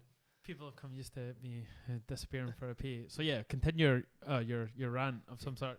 3, 2, 1. Action. You actually do have a bladder like an infant. Aye, so basically, long story short, America's new policy is economic isolationism. Like, if they can't get a good deal, which means, we get fucked over. Now, you don't get like 30-40% of your GDP replaced Mm-hmm. by a country that's want to fuck you over, unless you want to import like fucking at a really big loss. The gas. So we're relying on a fucking unstable, stupid, Mm-hmm.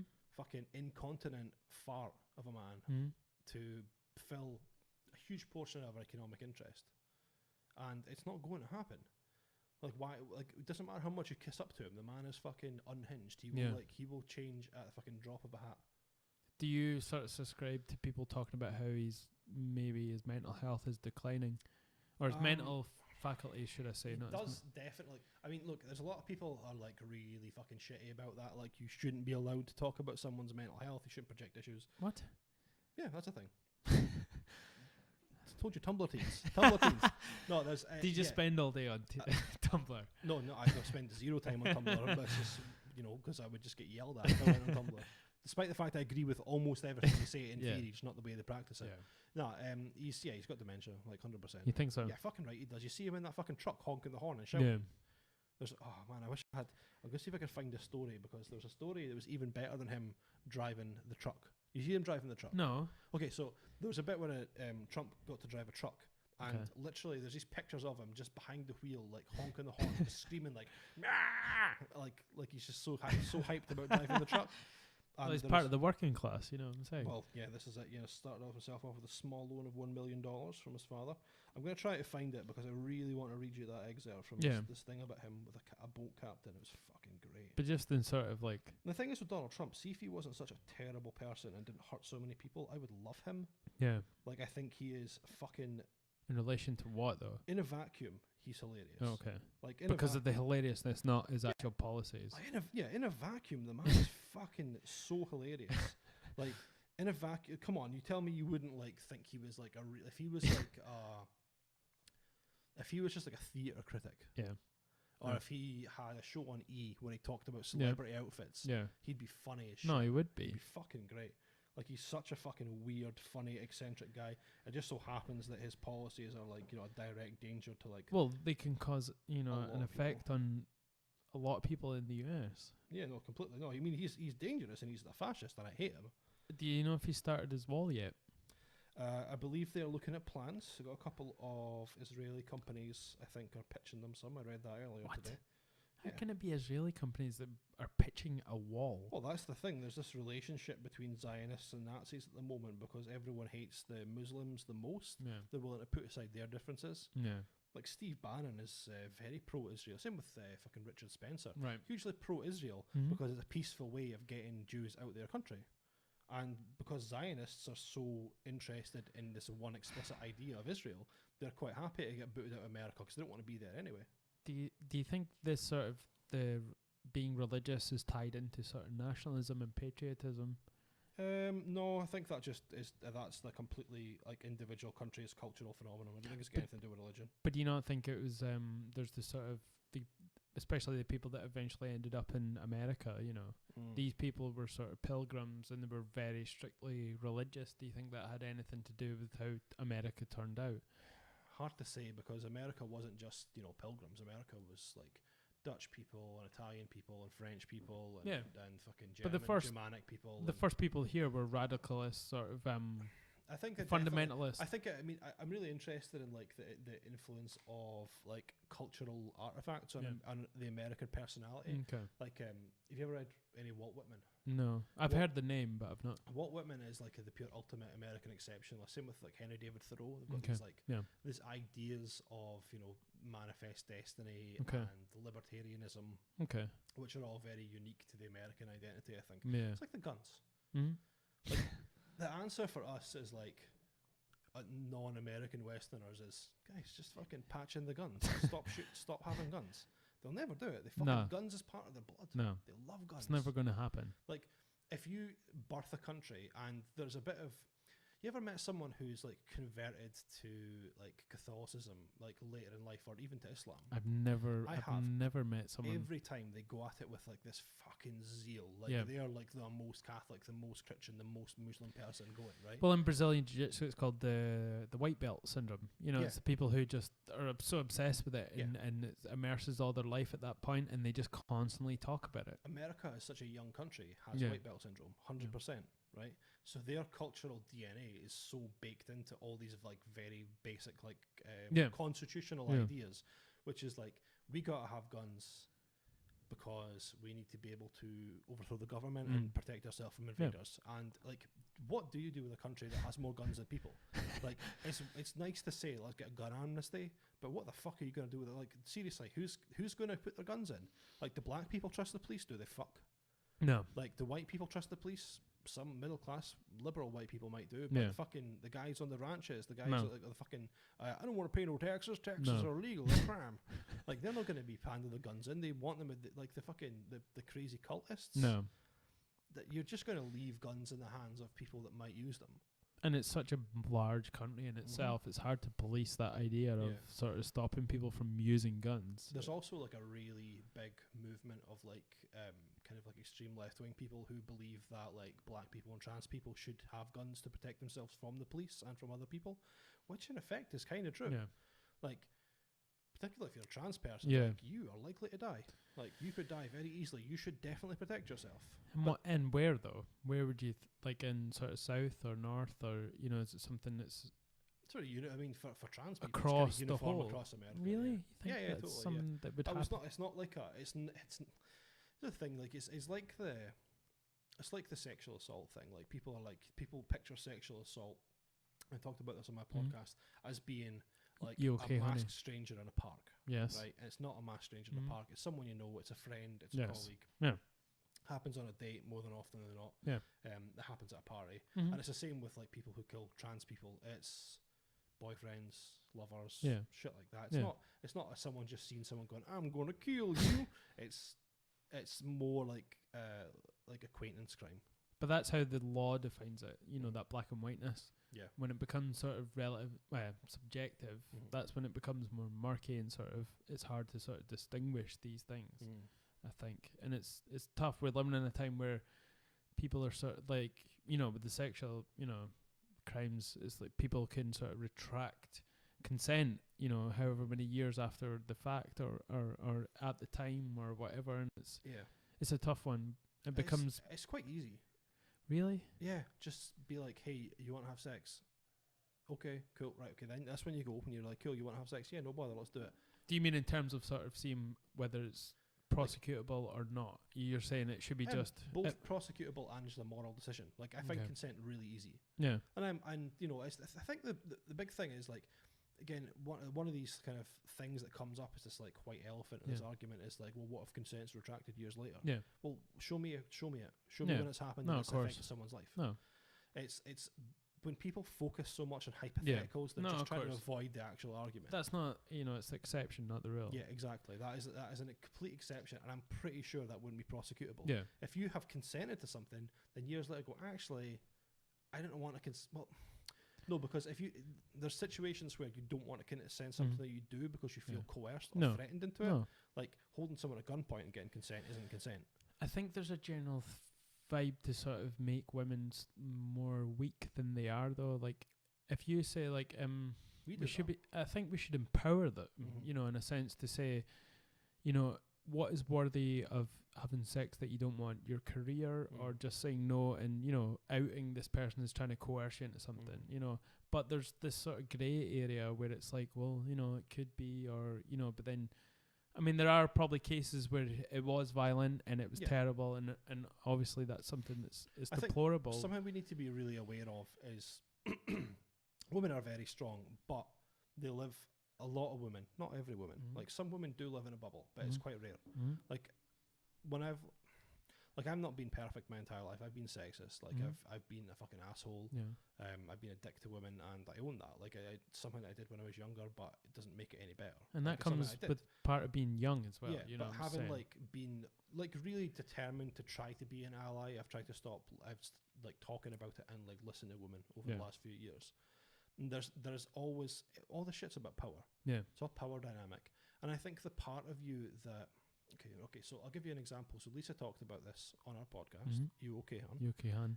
She got headbutted a few years ago. Really? Yeah, an old man in the street heard her swearing, or outside a pub in daylight, in like 4 in the afternoon. She was speaking to her friend. She was like, fuck this, and he was like, oh, it's not any way for a young lady to be speaking. And she was like, fuck her, you, shut up. And he headbutted her. What? Ran out on a bus. That's ran away. Crazy. No, but this is the thing. Was he pissed? Well, it might have been. It was a pub, but you know, he was an older man, like in his 60s or whatever, and I wasn't there. But in any case, right, I think that's something that I do see in myself. Yeah, like there is like an inherent part of me that I'm not happy with, but I have to acknowledge exists. Where sometimes, like if Lisa like talks to me talks down to me, for example, there's part of me that's like, how fucking dare you? To me, that's a part of every man that I've met that exists that subconsciously assumes a certain level of weakness or like a lower status of a woman. But is that some sort of evil part of men, or is it just biology? No, I think that's completely conditioned. You think so? Yeah, how could Do you not be? think it's part of your biology to feel like, you know, if you don't feel sort of superior, you know, you can't go and hunt, you know, if you're taking it back like thousands of years. Well, how do matriarchies exist then? Because matriarchies do exist. Yeah. And existed way more before trade, for example, or, you know, like the earliest forms of globalization. But do you think cultural interchange, without patriarchy, do you not think we would be where we are just now in terms of civilization? Same spot. Really? I will give props to capitalism. Yeah. I think it did give us purely in terms of like pushing the boundaries of like what's capable or what's possible. Rather, I think I will give capitalism props for that. I think it outlived its usefulness like 20, 30 No, of years course. ago. Yeah, definitely. I don't think that. I know. I don't think so. Like, look what happens as soon as you start to address gender imbalance. Yeah. And there's a lot of things to still be fixed. Obviously, it's nowhere near being like equal or equitable. And to you, what is the imbalance? Just to sort of pretext that. I think a lot of it. I mean, it's just hegemonic patriarchy. It's like this inherent. I've done a lot of thinking about it recently, and I can only base it on my experiences and what I perceive of other men. But what I was saying there about this inherent belief in women as being weaker or inferior, intellectually, physically, whatever. Now, physically, you could have an argument because that is actually a biological thing. Exactly. But in terms of, like, for example, stereotypes about women being able to multitask or handle stress better, those are real. Yeah. But we don't give people props for that. There are differences between the genders, but I think in 99% of pursuits, men and women are equally capable, depending on circumstance, depending on genetics, depending on their mind. I don't think there's a huge biological difference that people infer, and I think a lot of the biological difference can very easily be overcome. Yeah, like that's the big thing, because we talk about, like, you know, the strongest man in the world is always going to beat the strongest woman in the world. Yeah, how many strongest men in the world are there? Like, how many men are even close to that kind of physical standard? Doesn't really matter. Yeah, true. Like, but the difference in sport, though, like across the board, like they say that I don't know if it's, I don't watch football, soccer, but there is the sort of physicality of it when it comes to the women's team and the men's team, and I don't know, maybe just generally sort of. It's really difficult to say though, because like I said about redressing the balance, like, you know, look at that. I saw an article today. A girl won a golf competition. 17-year-old girl came first in like a golf contest and wasn't allowed to keep the prize because she was a girl. Sorry. What? She shouldn't have been able to do this in the first place. Like, she won. Now, that's golf is something that has like really archaic, like institutionalized sexism, right? And racism. But every other sport was the same up to a point. Like, the fucking, it's not as if the WNBA has been running a parallel to the NBA since the beginning of basketball. And it's hard to gauge until you've given women ample time to develop and grow an interest in it. Yeah. Because even still, women are deterred from sports. Yeah. Like, how can you really say how good women could be at something until you've got as many little girls involved in football as little boys? I mean, the Olympics, though. The Olympics, though, is a good representation. Even it's not, is it though? Like, because how many sports, like, are there more women playing than men? Like 2 or 3? Like what, netball? Really? Like I thought there was rhythm more gymnastics? Men. Not a lot. No, there's not a lot at all. No. That's because women either are discouraged from sports or encouraged into sports that are traditionally for women. Yeah. And again, I think this comes from an inherent belief that women are incapable or inferior. Do you think it's a conspiracy, or is it just something that biologically... It's a cultural hangover. It's just passed down. You think it's cultural? Yeah, completely cultural. I know. I believe it's cultural. Like, okay, I don't think, again, like I said, I don't think that we'll get to a point where the strongest woman in the world is going to be bigger or stronger than the strongest guy in the world. Right. But I don't think that matters a fucking bit. No. Like, I think in terms of, well, there's more women at university now, for example. Women, as soon as the gates were opened, women began to excel at education. So if we look at that, can't we just say, well, okay, men are stronger, women are smarter? Have you heard the theory, like, there's the way the school structure is more tailored to females and women? That's why there's more women. So? There's more girls and women that are sort of excelling in that sort of that structure of education. Do you know anything? I've never heard that before. Do you know what part of the structure it is? It's Christina Summers. She's a feminist from the 70s, but she's the first, like, second wave of feminism. She wasn't a suffragette, but she was a second wave are the worst. What, the ones from the 60s? That's where the fucking TERFs come from. But the TERFs and the SWERFs. What the fuck? She's wrote a lot of books on how she thinks that the school system and civilization in general is becoming more feminized, and that's why there's, like, these people that are male that are becoming sort of left and pushed to the wayside, because more women graduate from university. But then how can more males be in upper... I have to say, I mean, I just recently been to university. As an adult, I didn't find it gendered in the slightest. Like, I can only really speak from personal experience on that, because I don't know much about the study or about any of where it's coming from. Yeah. Know nothing about educational theory. I found university was a breeze, and it wasn't remotely gendered. If anything, I would have said that it was probably a little bit lopsided in terms of male contributors. Okay. Most of my lecturers were male. Most of my tutors were male. Yeah. Most of the books I read were by men. The fact one of the only times I got to read books by female authors was when I did like Virginia Woolf section, which included a kind of overview about feminist literature. Yeah. I mean, seems to be lumped together now Yeah. as the Virginia Woolf with feminism. It seems to be a modern Oh thing. no, it's because she was great as well. Yeah. Fantastic writer. No, it's fucking good. Brilliant. Like it's so funny to think of a time where psychology wasn't part of culture. Yeah. And she was literally probably the first author that I read that incorporated psychology into prose. Right, okay. And this is in like the 1920s. When did you first sort of read the Virginia Woolf stuff? I mean, I didn't read any books. I went to uni to do English partially because I'd forgotten how to read books for fun. Okay. Since then, I haven't read it. Is that purely the reasons you went to university? No, I went to university because I kind of owed it to myself to get an education because I'd been fucking about with my life and wasting my potential. But the reason I was like, I'll do English is because I used to enjoy reading books. I don't do it. I don't enjoy it anymore. Maybe it'll kind of reignite my passion. I haven't read a book since. It seems to be an old-fashioned sort of form now to read a book. It seems like information so. It's like first-hand now. Information. That's why I like Twitter so much. People, that's why you've disappeared for the last however many years because you've been on Twitter just. I fucking have. I've given up. I mean, Facebook and Instagram and Snapchat and all that shit can get in the bin, but Twitter is. I love Twitter. Yeah, so good. It's something I'm working on. It's not sort of intuitive to me. Twitter's hard. Yeah, really hard. I mean, I've had it for the last 4 years, and it's only because I've started this podcast that I've.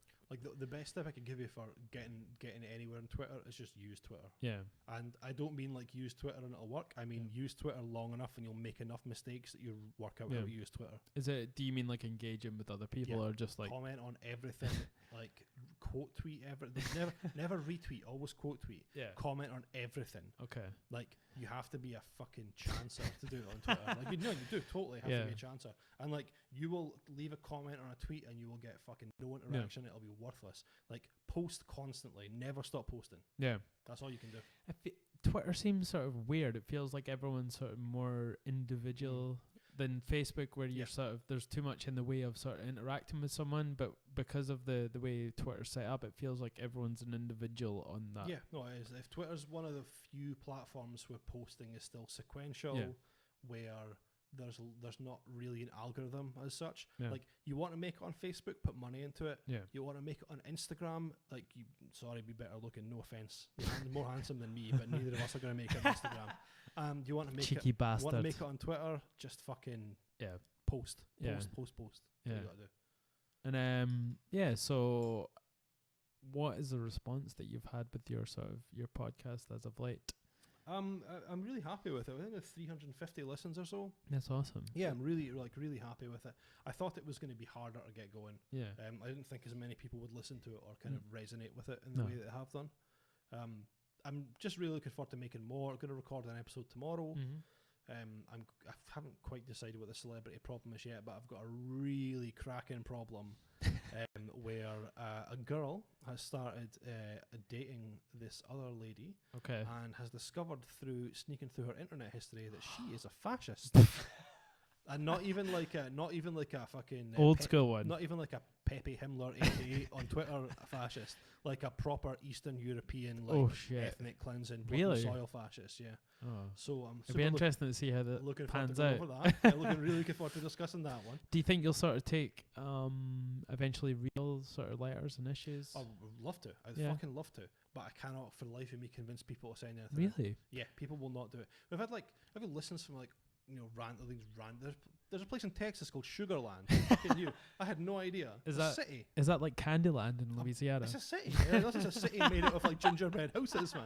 Like honestly, I was like fucking Sugarland. I just realised that's like probably a colonial slave term. Oh, maybe. Shit. Yeah. Fuck. Well, you didn't know. Oh, I laughed about it and it was inappropriate. I should have been more woke. Yeah. Fuck. You should be woke God as fuck.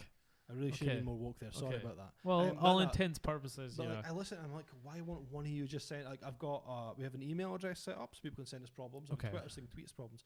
I've even got a curious cat so they can do anonymous problems. And no one gives me any fucking Should problems. you try and push the sort of anonymous side of it more? Maybe, I mean, I was thinking about like rejigging the start of the podcast. It's Okay. still in the kind of infancy. It's in Yeah. the testing phase. So Well, how many episodes? 3. yeah, 3. Like even by episode 100, you'll still be figuring out your sort of. I know. The podcasts I listen to, they're still fucking switching it up. Which are your sort of your podcasts that you go to? I like, my favourite podcast is Chapel Trap House. Okay. It is excellent. Who's that? I've not heard It that is, it's like an American politics podcast. Okay. So there's like a subset of Twitter called Weird Twitter. Do you know how there's Black Twitter? one. Yes, of course. Kind of where Vine went Yes. to create content after they shut down Vine. Travesty. Why? Yeah, because racism. That's why. Because it was largely used by like African American. Really? Is that why Oh, they yeah. shut it down? Like what was good on Vine? It was fucking black. It was Everything. black people. Yeah. Nah, I don't know whether it was because of racism, but it fucked over a lot of really good content creators. Yeah. So they moved to Twitter. So there's Black Twitter. There's also Weird Twitter, Okay. which is like where the communists, the tankies, the socialists, and Okay. the dirtbags live. Can I have some of your wine by Yeah, of any course. chance? I want to taste it. Of course you can. Pour me. I'm pouring in here. So yeah, so Black Twitter. Yeah, Black Twitter's a thing. Weird Twitter is a thing as well, Thank which you, is man. where the kind of fucking the dirtbag left live. These Okay. are kind of like there's some predominantly American, like pro Bernie, Okay. kind of shit posters, Yeah. basically. Like imagine 4chan, but for socialists. Okay. That's what that Yeah. part of the internet's like. And Chapel Trap House is like, it's ridiculous. To be honest, it's ridiculous. They're on like, they started in I think like early 2016, maybe like 2015 or 2016, and they get like 80,000 a month on Patreon. That's for the crazy. podcast. Yeah, it's fucking wild. It is really funny. It is also problematic. Yeah. I'm gonna have to state that just like the off chance that someone's listening to this who is like way more woke than me. It's super problematic. They have been known to use slurs. Okay. There's actually a really funny one recently where like a guy was on, a guy called Joe Prince, and I think it was Joe Prince. It was Joe Prince, and he kept dropping the N-bomb, Okay. and obviously people were like, well, this is fucking disgusting. I cannot believe they are having the N-bomb on this. Is he black? He's black, but Okay. everyone just assumed because he was well-spoken, he was white. So performative wokeness. That is a gets- level of But that- racist well, that I that's- can't that- even that is what to fucking- begin but that's- fathom. Liberals are some of the fucking most racist people in the world. Like people that like perform wokeness and Yeah. outrage about everything at a constant level without any kind of self-reflection are almost always racist. Yeah. Or sexist or homophobic. All Yeah. of them. Without fail, all of them. But anyway, yeah, that's a good podcast. I also like The Dollop. Do you know The Dollop? I've not heard of that one. The Dollop is an American history podcast. Okay. It's fucking out with the two of those. I think you would appreciate The Dollop more. Okay. It's fucking excellent. Okay. It's Is just it like a sort of like one of my favorite books is the American People's History of the United States. Is it like that? Is it people telling the story, or is it just the general sort of a history? it's two comedians. Okay. And one reads a weird story from American history to the other one. Okay. So like throughout the span of like America, like some fucking weird shit, often political, really fucking funny. It's a Right. funny podcast, super informational as well. Like one of the ones that I read recently, or listened to rather, recently, was this really great episode about once the Civil War was over, Yes. a lot of people from the South actually emigrated to South America Mm-hmm. so they could still have slaves. Okay. What? Yeah. They were like, well, fuck this. If I can't have my slaves, I'm getting out of here. So they went to Brazil, and the Brazilians were like, fuck off, I'm not going to be a slave. And they're like, Is that why there's a sort of large population of black people in Brazil? From different, there is black Brazilians. I think, I imagine that's a remnant of colonialism, but I don't know. Yeah. Because it seems to be, I just always assumed that was Well, how it happened. Is it maybe more that South Americans were more naturally dark-skinned, but then the influx of colonialists actually whitened them up a little bit? well, Because South America's really fucked up. South America's like, oh my god. See, when you hear some of the colonial shit that happened there, I can't like even imagine. what happened to like the Incans, and there's a Well, if you read the People's History of the United States, Yeah. they go through from the Incas all the way through to 9/11 on this Oh, fuck, book. really? It's Howard Zinn. Have you heard of him? I have not.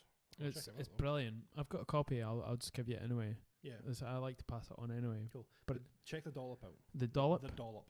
How do you Re- spell that? DOLLOP. Okay. Definitely have checked it. It's if you go onto iTunes, it's like on the first page in the comedy podcasts. Okay. It's super good. Right. Sweet. And And if you want to know about very specifically people that dislike centrists and conservatives Okay. on the American left and do so in a funny way, Chapel Trap House. okay, Chapel Trap House. Chapel like El Chapo and Trap House, as in the place you go to do crack or whatever. Do you know what? It's funny that all of our sort of the way we sort of talk about pop culture is based on Americanisms. Oh, yeah, completely. Like everything that. American pop culture exports is like their biggest thing. Yeah. That's one of the things that's really fascinating about South Korea. I thought you were way to say that actually. Because like what they're like, do you know any K-pop? I know there's a girl band. There's like 4 of them. They're like, I can't remember their names, but anyway, they're like, they started off really young. It's not what's that? Blackpink. No, sorry. Blackpink. No. Okay. It's yeah, but there's like 4 or 5 of them, and like they love them in South Korea. Like they're sort of adorned at every sort of exit and right. So there's a number of things I'm going to bring up. I'm just going to give you a quick schooling lesson on K-pop, right? So y'all need Jesus in your life. Lisa got really into North Korea. Then she was like, "What's South Korea like?" Then she was like, "Oh, K-pop is amazing." Okay. Then I was like, "What's this bullshit? I hate this. I like fucking alternative like European screamo from the 90s." And like just to interject, David MacAffer was part of the best bands in Scotland in terms of indie scram and screamo. Honestly, you say that, honestly.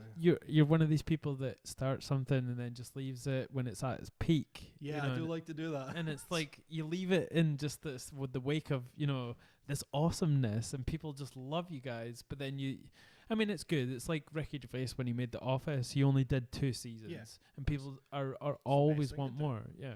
So anyway, right. So that's what I'm into musically, or was at the time, yes. right? And fucking like weird hip hop or whatever. But then the Antwoord. But then I was like, I do like the Antwoord. But then I was like, K-pop, right? Okay. Now I like to. I talked a little bit. We only touched a little bit on gender earlier, right? Mm-hmm. I do like to. It's funny. You asked me. You thought I was transgender because I changed my name to Megan Star Fox on Facebook, but I thought that was really nice. Yeah. Instead of being like, "Hey, you're fucking mad tranny now," you were like, "Should I call you Megan?" I'm like, "No." Yeah. But I do actually like to like take interest in like Lisa's things, right? Yeah. So I know about makeup. Yeah. Like I can do a face of makeup like well. Sweet. Because fuck it, why not? Like, have you practiced on Lisa? Yeah. What's the problem with me being able to do that? Like, how does that diminish my masculinity to do that? So I figured, fuck it, like I'll give this K-pop thing a try. I'll try to see it, like what she enjoys about it. So my favorite band is called Twice, and there's 7 members. Okay. And I like to think of them as my adult Korean daughters. Okay. I don't want to fuck them. Okay. I want to like teach them to drive. Okay. And I want to like father them. Yeah, and I want them to like come home drunk at 1 in the morning. And I want to be really pissed at them about it. Like I want to have. They all smell like weed, and you're like. Yeah, I want to have their boyfriend around and like grill them and be like, "You better not fucking hurt her." That's all I want. Is just to father them. I've never had a fucking patriarchal bone in my body, but I do really want to father them in a weird way. Mm-hmm. But K-pop is like a really deliberate. It's not actually. It's big in Korea, but it's not like any K-pop band is huge in Korea. Right. It's actually bigger in China and Japan and Thailand and Taiwan, if you believe that that's not China, which I do. And like Malaysia and stuff. It's South Korea is like hyper capitalist.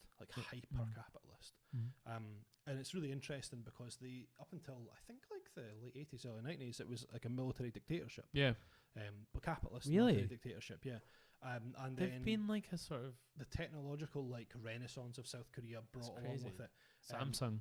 So this thing's called Hallyu, which means the Korean wave, and it's basically just they create endless amounts of art, so music, TV, film, deliberately to build the profile of Korea on the world stage. Right. Because out of the ashes of the Korean War, they rebuilt from nothing. And you see Seoul in the 60s, it was like a slum. Yeah. And now it's one of the most beautiful, like technologically advanced cities in the world. Yeah. So basically they just built it out of the fucking rubble, and built this like mad thing. And particularly, they're very similar to Japan in that they believe they're very like hegemonic, like one race nation. Really? Yeah, like Japan. There's still Nazis in Japan. Like there's really? actual Japanese Nazis. Oh, okay. Like they wear like full SS uniforms with swastikas, but That's they believe in like the Japanese race. Okay. So Korea's not quite like that. But they do very much like up until a certain point, it was like there was very few foreign intervention. They had like US soldiers in there, but it was a little bit of a hermit nation similar to North Korea. Yeah. So then what they did to expand that, because their birth rate obviously is diminishing dramatically, so what they did to expand that was they started creating K-dramas, K-pop, movies and things to put out into the world. So it's all like government backed, like. And really? Like you said, they're all young. Yeah. Like you can get assigned to an agency when you're 10. Yeah. And you will go. South Korean education is similar to Chinese education in that you go to school the entire day, then you go to your second school, which is your private school at night, and then you go to your private school at the weekends as well.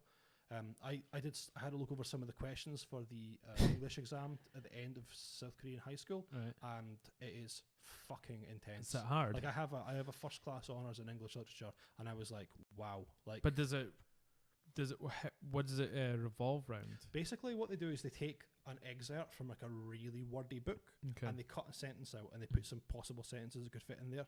Now it's really hard. Like you have to be like really vigilant to know which one it is, and it would be very easy to get the wrong answer. And is it sort of world literature, or is it specific to Korea? It's like books about feudalism. And stuff. Like it's like they'll take a passage from a book about feudalism, cut a sentence out of it, and be like, put which of these sentences goes in here.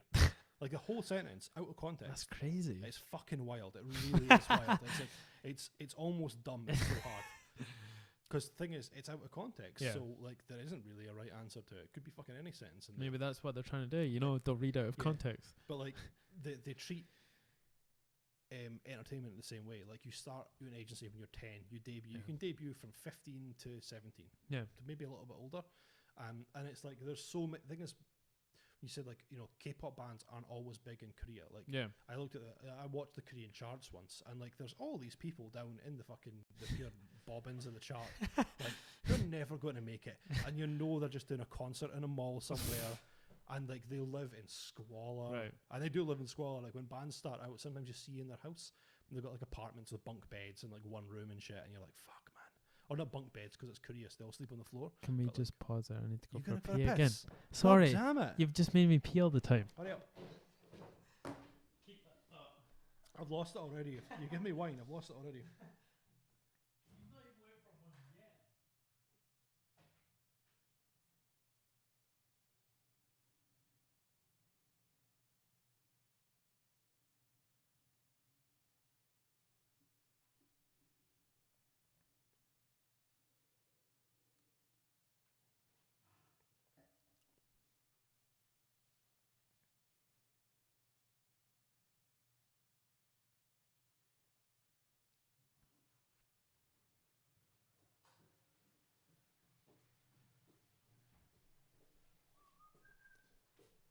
I know you've got the mic set up to like stop ambient noise, but I'm pretty sure you'd have heard that on YouTube at least. What, the pee? Yeah. That's alright. Like a fucking horse. Well, thunderous noise. You know what you say? I was forced to it. So the K-pop scene, you were saying it's like a backed by the government. Yeah. So so K-pop is essentially like, and K-dramas is not exactly government funded, but certainly encouraged by the government. Like, I know there's grants for artists, so like there's a lot of like fashion's another part of it as well. Like Seoul Fashion Week's fucking amazing. I fucking love Korean fashion. It's fucking amazing. Like, all the images I've seen that you've had on your social media is usually some sort of Asian person with sort of 80s retro looking garb on. So they've got this weird thing where it's a mixture of like what's in the West and like kind of Asian inspired streetwear. Yeah. But it's the same. Like there seems to be a lot of money going about into these things. Like I don't know specifically if the agencies are government funded, but they're certainly like the promotion of it abroad is like a really big thing. Right. Because essentially it's designed to kind of show Korea's appeal to the world, get a kind of Korean diaspora, and also bring some other people into Korea to help with the birth rates and stuff like that. And that's essentially, I think, what it comes down to is birth rates. Yeah. Because it's one of these things, you know, like their birth rate is diminishing so much so that in like 200 years they'll be extinct or something wild. And like what is the reason for that? They're just not having enough babies. Right. If every two people have one baby, eventually you're going to have one baby left. Do they have the same policy as sort of like China, or is it just because they're not having enough? I don't believe that they've had like a throw your little girls in the river policy, thank fuck. But I think there's a similar problem, I guess. No, because China had too many babies. Korea had too little babies. Similar to Japan. Okay. They've got real problems. No. Because like I think it's like 30% of Japanese adults haven't had sex. That's because they sort of just stay in their sort of apartment, go to work and do their work and not interact and sort of sexual level. A lot of it's because I don't know whether this is true or not, but a lot of it is attributed to the empowerment of women, because women are like, oh, I can work now, cool. I don't have time for your bullshit. Don't have the time to get fingered on the fucking subway. Well, this is it. Well, I mean, God, those pornos like awful, horrendous. Like, I'm actually woke now. I don't watch the pornography, but in the past when I had done, it's all really awful. Do you watch like sort of your really softcore porn? Just use my imagination. Just think about your not your wife, your No, I just focus on the sensation. Actually, I'm no-fap now. I'm no-fap. Do you know about no-fap? No-fap Tuesday. Do you know about the actual no-fap movement? The movement, rather. The only time I've heard of no-fap is oh my God, is to do with Joe Rogan, who has a good podcast. Oh, don't get me started on his fucking podcast. I hate it. I know it would come up at some point. Yes, his forum that he has on his website, and there is a no-fap month on his forum. Cool. So there is a no-fap movement, okay, which is people that have given up masturbation, okay, in order to heighten the sexual experience during traditional sex. Okay.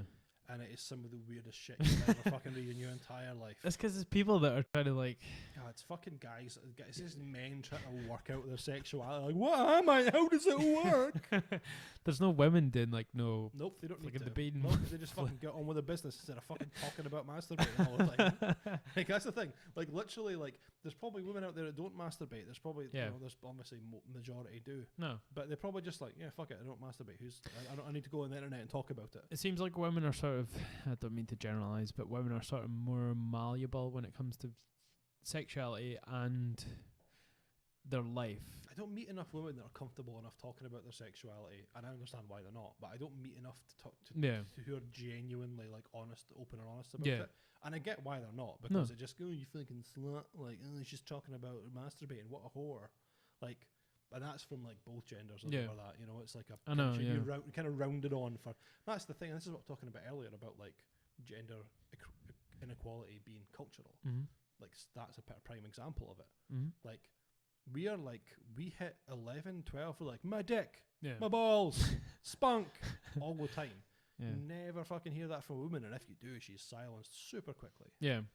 Like, and it seems creepy to talk about it. When you're that young, to talk about sexuality in a female, it seems so weird. And I said that on our podcast. I was like, there is no female equivalent of the pure crusty sock in the bed fucking metaphor. There isn't. It doesn't exist. There's just nothing out there for them. Humping your pillow or something. Yeah, like we were just like, my dick the whole time.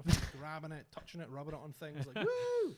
But women are like stopped from doing that. Yeah, it's kind of seen as sort of, it should be part of our culture, but it is, you know, and it's not talked about in a sense. That's, I think, like why there's inequality there, because culturally. And why do you think it's held back? Do you think it's some sort of like throwback from the Victorian ideals of women? It's all power. You know, power. But do you think it is, or is it people's views? I think it's power. No, honestly, I genuinely just think it's a case of power. I think like we've historically, in spite of like overwhelming evidence to the contrary, like infantilized and treated women as if they are lesser and incapable. You know, like hey, like I'm trying to think of good. Joan of Arc. Yeah. Get burned her at the stake. She's good at sword fighting. She must be a pure witch or something. You know, let's get her killed quickly. She wants to lead the you know, France like, into. There's just all these examples throughout history of women just being like, yeah, fuck this, I'm just gonna fucking, you know, I'm just gonna be good at something, and people just being, no, you can't stop that. Do you think it's patriarchal, or do you think it's religious? Patriarchal. But those things are probably intertwined if you think about it. Then, you know, I think religion's very often used as an excuse for patriarchy. Okay. There was a time where everyone was religious, and that was a time where more matriarchies existed than ever. Yeah. Are you talking sort of pagan religions? Yeah, or are you the burning times, is that what that era is referred to as? I think, there's more, you know, when things were less connected. There's still some matriarchies in the world, just not very few. Where? I know of one culture in Africa that I read about 4 years ago in like post-colonial class. I can't remember exactly what it is, but I do know that it's like a market-based culture. like market-based social structure, and women are completely in charge of the house and money, and Okay. also they work. I cannot remember what part of Africa it is though. So do you think that reflects that a society has to be one-sided in terms of their sort of ideals of No. what is, or do you think it can work as an egalitarian sort of Yeah. place? No, totally. I But think those are matriarchal societies, though. oh, That's- those places. No, I don't think that's smart either. I do believe in like equality as a Yeah. kind of concept, and I think I just stop treating people as their gender. That's all But I would where's- ask. Where's your starting point for equality, though? Like, is it economic? You know, with wages. Yeah. That's been shown to be, like So the wage thing's difficult because there is a lot of studies that will show that women earn less because they don't do dangerous jobs, for example. It's more about people complain a lot about equal opportunities legislation, yeah. as if like, well, if I'm in a job interview with someone, a woman or a disabled person or a black person, Yeah. the same qualifications, they all get the job. And it's like, okay, so fucking to start off with, like 10% of the UK population isn't white. Yeah. Obviously 50% are female. Yeah. But that's not how equal opportunities legislation works. It's such a small percentage of your workforce has to represent X amount of minorities. I think it's 5% last time I checked. And it's people And so talk. is the alternative to that is going back to a woman being in there having the same fucking qualifications as a man and not getting the job because she's a woman. Yeah. It's like there's never, when people argue with something like equal opportunities legislation, they've never got a fucking answer for it. They've No. only got a criticism. No. It's never a case of, do you know what? I agree. We shouldn't have to fucking tell employers you should employ this person because they're black. Right. Because they should just not be fucking racist in the first place. Yeah. That's why No. it exists. And that's I think like a bigger projection of that is talking about the wage thing. Like the wage thing is like there are still plenty of, you can still point to places where women earn less for the same job. Mhm. That does happen, but that's I think because of sort of like common prejudices. But do you not think if that was something that businesses could capitalize on, then it would be all just women employed? I mean, to be honest, like the wage thing doesn't really matter to No, me because no. we're all going to be in the same wage from the government soon once they No. automate everything. No. So like I figure like I don't really want to fucking care. I don't care about that No. aspect of No. it, like equality. Like, But it is a bone of contention for it a is lot bone of people contention, but that it'll be bring gone up. I think by the time we actually stop fucking flapping our dicks about and actually get it sorted, like we'll already be on universal income anyway. Yeah. So And that's something that I've been looking into a lot recently Mm. is universal income, and people sort of poo-poo it, Yeah. and they always say it's this sort of scaremongering. They say, oh, everyone's just not going to work, and all the but those people that don't work are not going to work anyway, Yeah. And Well, that's they're gonna- we have those people in society now. people that don't work for a reason. Yeah. It's not because they're lazy. No, but there are people in society that are just not, however they've came out, are Mm. just not built for working. There's going to be people that Do there you, are- do you mean people that don't want to work, or do you mean people that are like too disabled to work? no, not disabled. I Like, mean, people that are just like, I don't fancy working. Fuck this. well, no, just like they're because of circumstance that they've just grown up in a way, or Yeah. that's just how they've came out of the gate. Is that they're not meant to work. Like I don't believe that we come out with any sort of like genetic predisposition to act a certain way in terms of work. I think it's all completely like I Yeah. really believe in nature. Like I'm like 10% nature's rather 90% nurture. Okay. Like that's nurture, not nature. Nurture is where I stand on these Okay. things. Like I think it's completely nurture. Okay. Like so much of the way your brain is like putty when it comes out, and every single last element of the world around you as that's been Mhm. putty's been formed into a person is so affected. Yeah. Like But to like all of your genes and cells is a culmination of the two people that met to then have you at that So you point. you can have at that potential. point. You can have potential. You can Right. have all the potential in the world to be like you Okay. could be born of two great artists put Mhm. up for adoption. If you're raised in a fucking council estate in Scotland in the 80s, let's see where you end up. Do you think you're going to be a fucking artist? Probably not. No. And that's you've got it in you. It Yeah. exists. But the way that your formal experiences shape your fucking love map, Yeah. or how the fucking synapses for how you respond to fear, how you respond to danger, Mhm. how you respond to people, like how culturally people respond to you as Yeah. well. Like Lisa is my partner. Lisa is Like she wouldn't mind me saying this, I'm pretty sure, from a working class background. Ardler was one of the most deprived areas of Europe in the 80s. Really? Yeah. Ardler? Ardler and Dundee. Yeah, Holy completely. I didn't Like- realise she was from Dundee, actually. I Yeah, thought she was Lisa's like council estate, born and bred. Okay. And, you know, single parent, didn't have the best upbringing. Yeah. You know, like abuse at home. She wouldn't mind me saying that, I'm sure. Okay. An abusive mother. And she was told and treated at school, even by her teachers, as if she was less because, and she got a fucking master's degree. Yeah. And she fucking aced it. She's one of the smartest people I've ever met in my entire life. Do you But think she's- that pushed her, though? No. Was the things that she went through when she was younger? I think she definitely harnessed a lot of that energy. She will tell you herself she's very lucky to have had grandparents that were like, this is not the life for you. We want you and your sister to do better than this. Get out of here. Mhm. And they thankfully, like, they passed away when she was like her gran when she was younger, but her granddad when she was 17. Yeah. And by that point, she's already kind of become the person that really wanted to go to university and break the cycle of Yeah. poverty and kind of despair Mhm. that she lived in. But she had a fucking harrowing upbringing, and there's still to this day she'll talk about elements of that and how it affects her decision making, how it affects like a knock at the door for her. A knock at the door for me is like, oh, who's there? And you know, I'm unemployed. That could be someone coming to say I'm turning your fucking gas off. But to her, any knock at the door, even when things are going well, Yeah. is like someone's coming to take the house away and kill me. Really? Yeah, that's what it is to her because that's what she grew up in. That's crazy. And like you think about like that formative experience, like Yeah.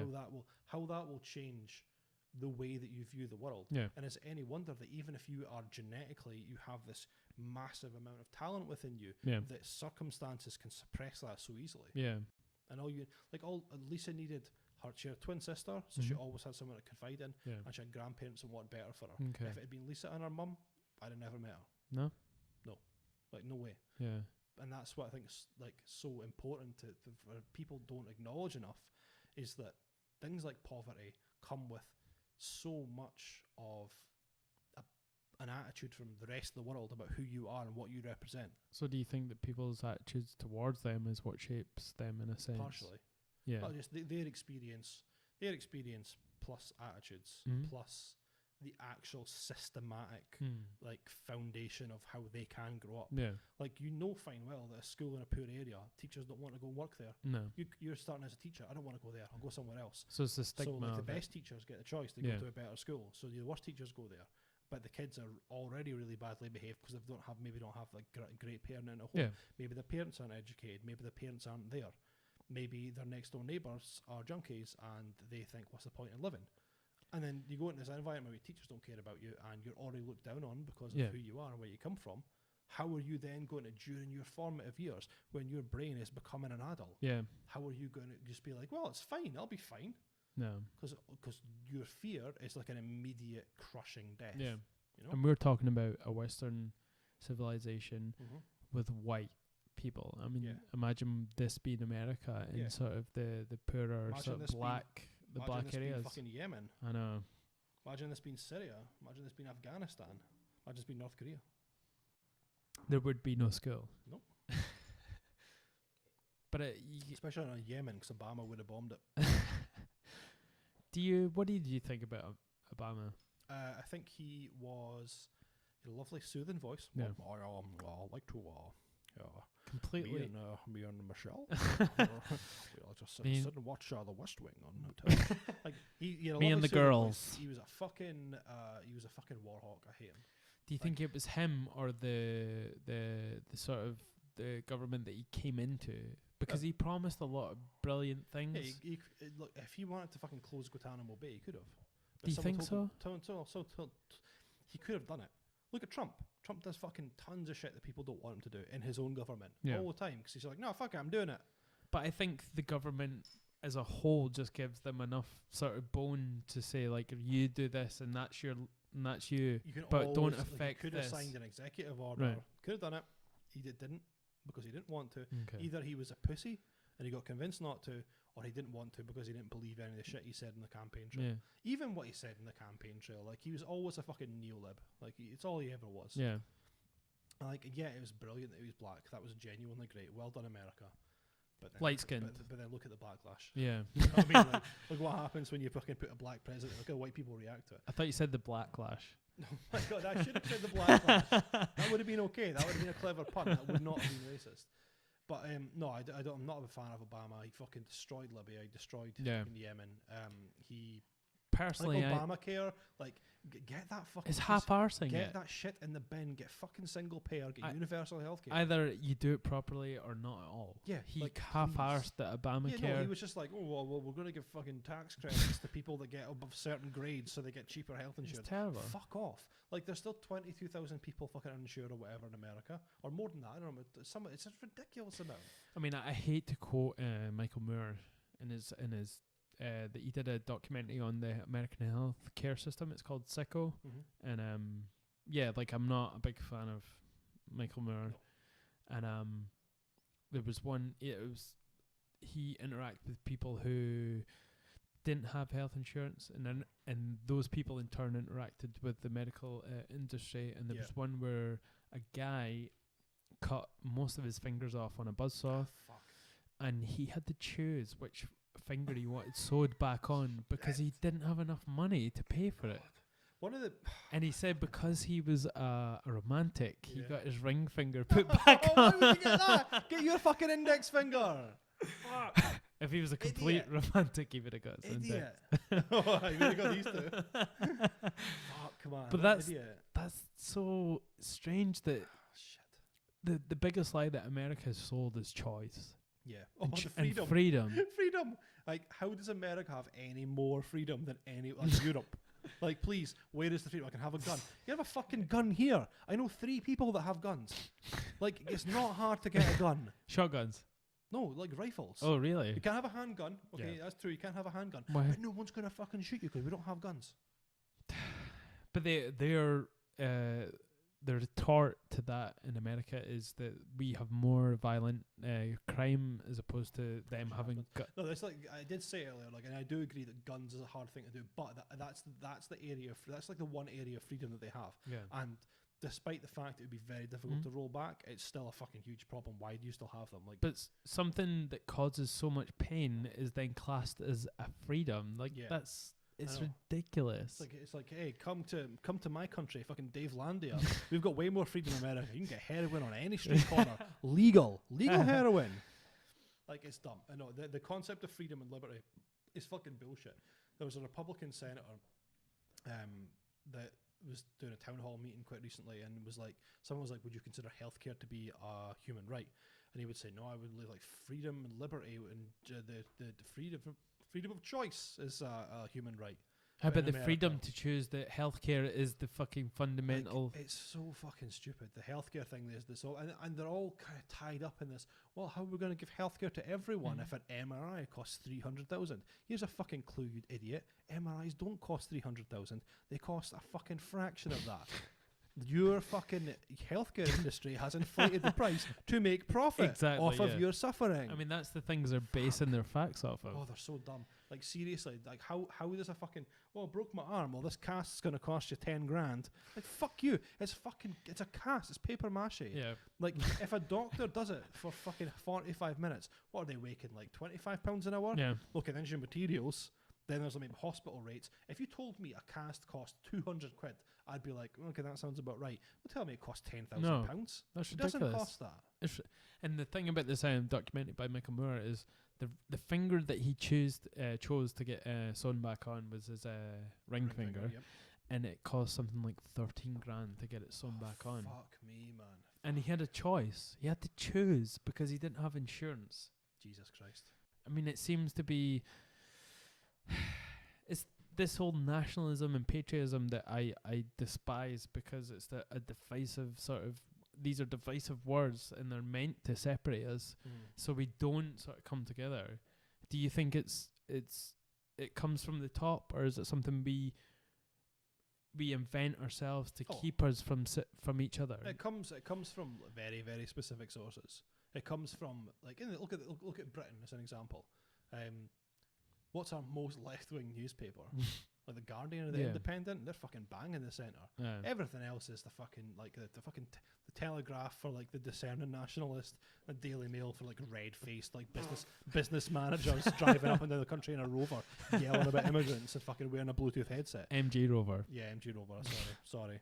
Like, no, but I think like nationalism is always completely stoked by people who they're there to profit from it.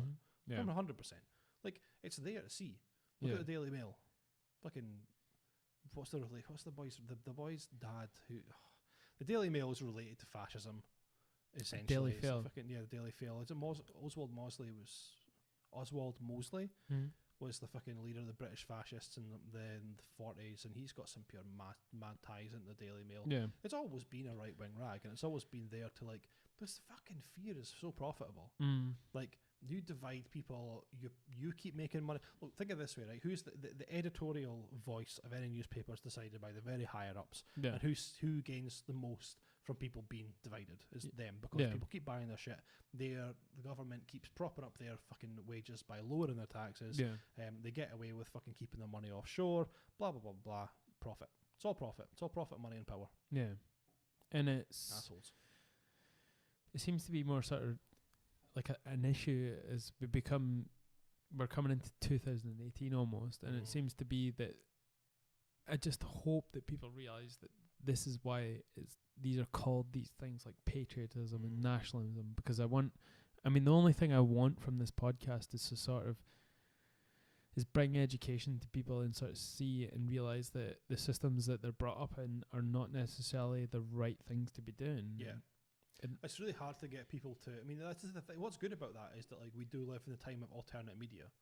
Like, people have started to rely so much more on podcasts and social media, things like that, to get their information. Now, that's not gone super well so far. No, because the people the gatekeepers of new media are the fucking Milo Yiannopoulos and the fucking Ben Shapiro's and the fucking Sargon of Akkads, and I take it you're not a big fan of those three. Oh fuck no! Yeah, fuck no! No, I like if you fucking told me that they'd all just been like brutally murdered by ISIS and their bodies were defaced, I'd be like, I'm chucking that up as a win. Like, the lot of them, they can all just fucking like seriously hang, as far as I'm concerned, because all the fucking Paul Joseph Watsons, the Alex Jones, like all these people, these he are like seems to be. Sorry, when you were talking about Alex Jones, he seems like he became a parody of himself. Yeah, and I think he's a shill. He can't be serious now. It's hard to say. It's hard. It's really. I mean, if he is, he's fucking great at it. If he's acting, he's fucking brilliant. Well, did you see he had a recent sort of him and his wife split up, and there was a whole court case, and he was quoted saying that he was just playing a sort of role, character, and it makes. But he's doubled down on it. These guys like Alex Jones, whether he is that or not, he has the same effect. So almost, I don't really give a fuck if he's faking or not. I still think he's a gun. Yeah, like. These are the people that have like made the best of YouTube, for example. Yeah. Now, they're going to have to find a new medium because YouTube is now fucked. Yeah. Like, they've demonetized anything not advertiser friendly. You swear in a YouTube video, you're making a penny off it. Yeah, it seems to be the way. And if you have sort of any alternative view on something, they demonetize your. So what they're doing now is they're just basically going over to Patreon, like pay me to create content. I'll give you some exclusive articles. Otherwise, I'll just tweet shit to people. And just describe what Patreon is. Patreon is like a crowdfunding website where you can contribute financially to a creator of content online, I guess. I think you can do it for like. I don't think Patreon's for businesses. I think it is just for like content creation. I did set one up, and it is for content. Yeah, content creation. So you can if your favorite content creators is the new media, they're on Patreon, instead of like, paying for fucking 40 quid a month for cable TV, just give money to your favorite content creators. To write articles, to make podcasts, to make videos. All that good shit. I think it's great. It's the way the world's going as well. It's the direction we're going in. Yeah. But yeah, I think like the people that exploited the new media are of a particular brand, and it's one of the many reasons we're seeing a kind of upswing in a certain toxic ideology.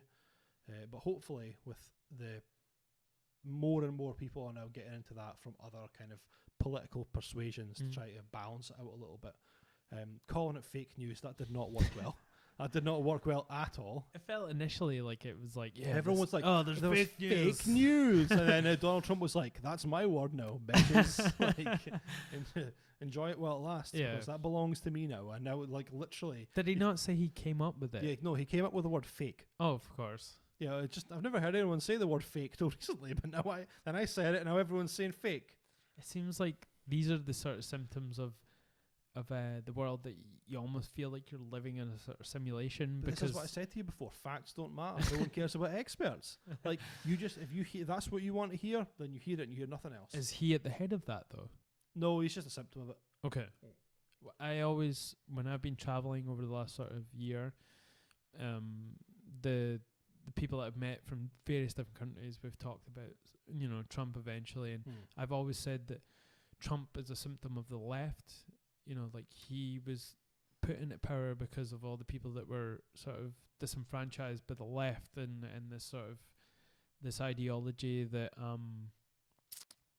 America might not be so great, when you think about it.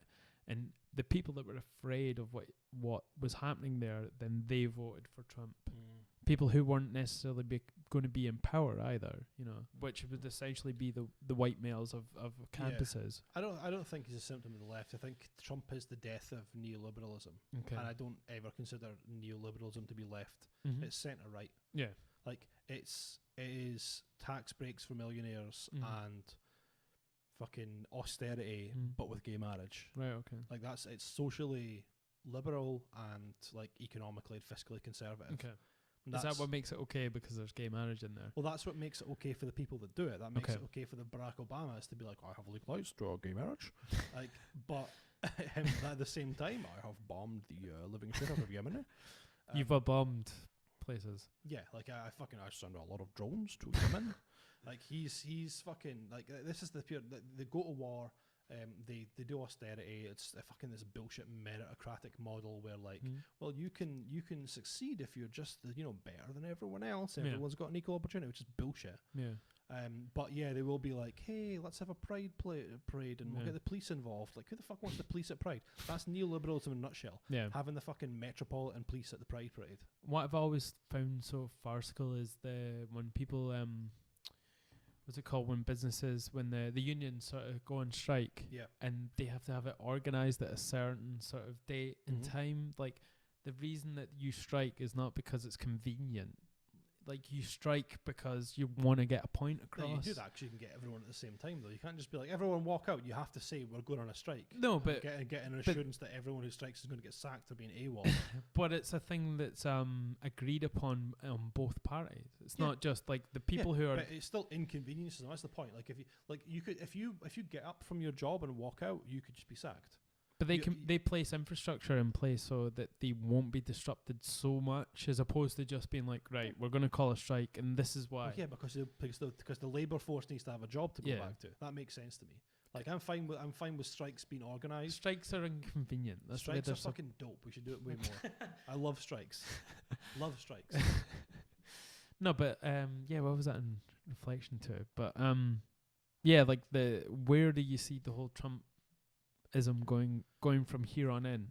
I think. Do you think he's going to be impeached? Sorry, just to oh, not a chance. Nope. Russia, the whole Russia conspiracy doesn't exist. It's bullshit. Right. America has interfered in literally any fucking democratically elected left-wing government in the global south in the last 40, 50 years. They've fucking got in everywhere. Fucking Nicaragua. Right. They've got in fucking everywhere. Central America, Southern America, Eastern Europe. America have had their fucking grubby mitts in there. Yeah. Even the fucking Scottish referendum. Yeah. Barack Obama. Oh, don't do that. Like, fuck you. Don't tell me what to do. Get Who your fucking paid face for out of my that? what? Who paid for that, do you think? What? He probably wanted it. But why? He wants to keep his fucking like cabal of fucking neoliberal economic fucking market going. Doesn't want Scotland to leave it. Fucking puts it topsy-turvy for him. And okay, do you know what? Some Russian people, some Russian hackers, maybe even government funded, totally fucked with that election. So it's way less than America's done to numerous other countries. Like, way less. Apparently it's fair game because, again, it's North Korea. Mm-hmm. Like, I can do it, but no one else can. No. I can have nukes. I can interfere in elections. No one else is allowed to do that. Fuck you. And there's no fucking... Like, now they've got to the extent of calling they're calling Black Lives Matter a Russian psyop. What? That's genuinely the new pure centrist thing in America. Talk me through how they get to that. So basically, in the 50s, Cold War, Okay. right, there was this incredibly Republican, McCarthyite racist delusion that Russia, the commies, were basically creating the civil rights movement to start unease in America. Okay. Now, a lot of Black Panthers were communist. Yeah. Because a lot of revolutionaries at the time in the kind of in North America and around Europe as well were kind of getting into communism and things like that. But it doesn't mean you align with no. the USSR. No, it doesn't mean you're fucking funded by the Russians. Yeah. So now what's happening is that people are there was a YouTube channel, a young African American chap, and he had a YouTube channel, and it turns out that Russia had paid him to do it. He was talking about Hillary Clinton's a neoliberal failure, all this shit. Okay. And guess how many subscribers he had? What? 17. He had fucking no views, no subscribers, and you know what? Yeah, cool. He got money from Russia to do it. That doesn't mean that Black Lives Matter is a fucking Russian psyop. No. It's not funded by Russia. Left-wing protesters are not funded by George Soros. That's the thing. You've got the fucking centre saying it's funded by Russia. You've got the right saying it's funded by fucking George Soros, who was, by the way, 7 years old during the fucking Holocaust, was not a Holocaust collaborator. Please stop fucking saying that. It's really stupid. Who is funding it then? The Holocaust. Of course. Well, supposedly the Jewish Central Bank. Funded it. That's the thing. I love socialism. Yeah. See if fucking George Soros sent me a check tomorrow, I'd be fucking well chuffed. Yeah. But I'm skint. Yeah. No one's giving me any fucking money to go on Twitter and bitch about neoliberals. No. Well, you do it off your own back. Well, yeah, I mean, I'd love to because I just can't help myself. And yeah, okay. So I think that's probably a good point to stop. Actually. Yep. I should come back. Come back. You should come on my podcast Dave, as well. I would absolutely love to have you back on. I like talking. Yeah. And I think you have a lot to say as well. I should probably drink less wine next time. I think 90% this is going to be illegible because I've drunk wine and I haven't drunk in 3 years. So And you're from Dundee as well, so that's not going to be very helpful. You normally have a really slow, measured cadence when you're doing this. No. You're like, "Hi, it's me, Darren." No, KP. Sorry, that's not my first name. I made that up for a joke. Did you laugh? Did you just assume my name? Yes. Okay. Because I know.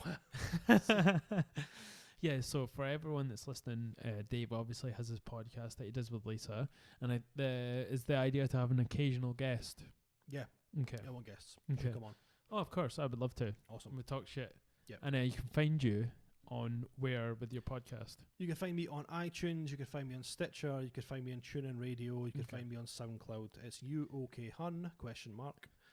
We are on Twitter at UOKHun Podcast. Okay. We are UOKHun Podcast at gmail.com. And if you would like to submit a problem to me, you can, which no one is going to fucking do because no one ever does. And it is very anonymous. Yeah, completely anonymous, curiouscat.me/UOKHun. That's a brilliant name. And Have you heard of Curious Cat before? No? It's like a website where social media celebrities can get anonymous questions. I've heard of Curious George, but that's about it. It's not that, he's a cat. Not a monkey. So, thank you again for listening. Thanks. And yes, I implore everyone that's listening to go and listen to Dave's podcast and Lisa, obviously, because they both contribute. And I hope you've enjoyed this, and I'll see you guys later. Catch you. Ciao. Fucking hell, that was a rambling mess. Oh shit, we're on nearly 2.5 hours. Oh, Jesus, really? Yeah. You're going to have to cut that down? No. Man. What do you post on? Like just SoundCloud? Yeah, I should put it on SoundCloud. You have like a website that you host your, or is it just No, SoundCloud? it's just SoundCloud. I've got a SoundCloud Pro account. Do you not have that? I do, but I have there's one called Fireside where it's like it's really cheap and you can like post whatever you want. It's unlimited. Oh, shit. I should have done that instead of paying for SoundCloud. So you can host it from there, but I got like a voucher from the internet somewhere, and it's only €15 a month. It's like £8 a month for SoundCloud. Yeah. So just go with that. No, that's the best though. It's like, and you can upload like higher quality as well. Like, Oh, yeah? the one I've got is limited to 100 megabytes. Oh, shit, really? Yeah, it's weird. I'm on SoundCloud, I'm the Ultra Pro or whatever. I don't know what it's called. Ultra Pro. Oh, fucking hell.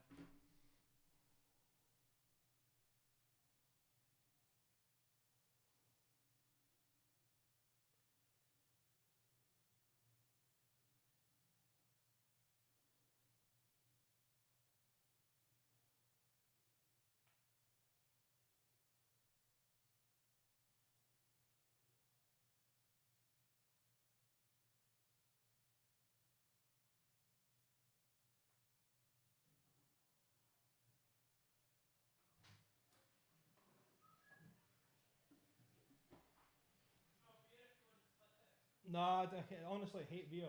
Nothing worse. Thank you though. Jesus. Swanky house, water on a carafe.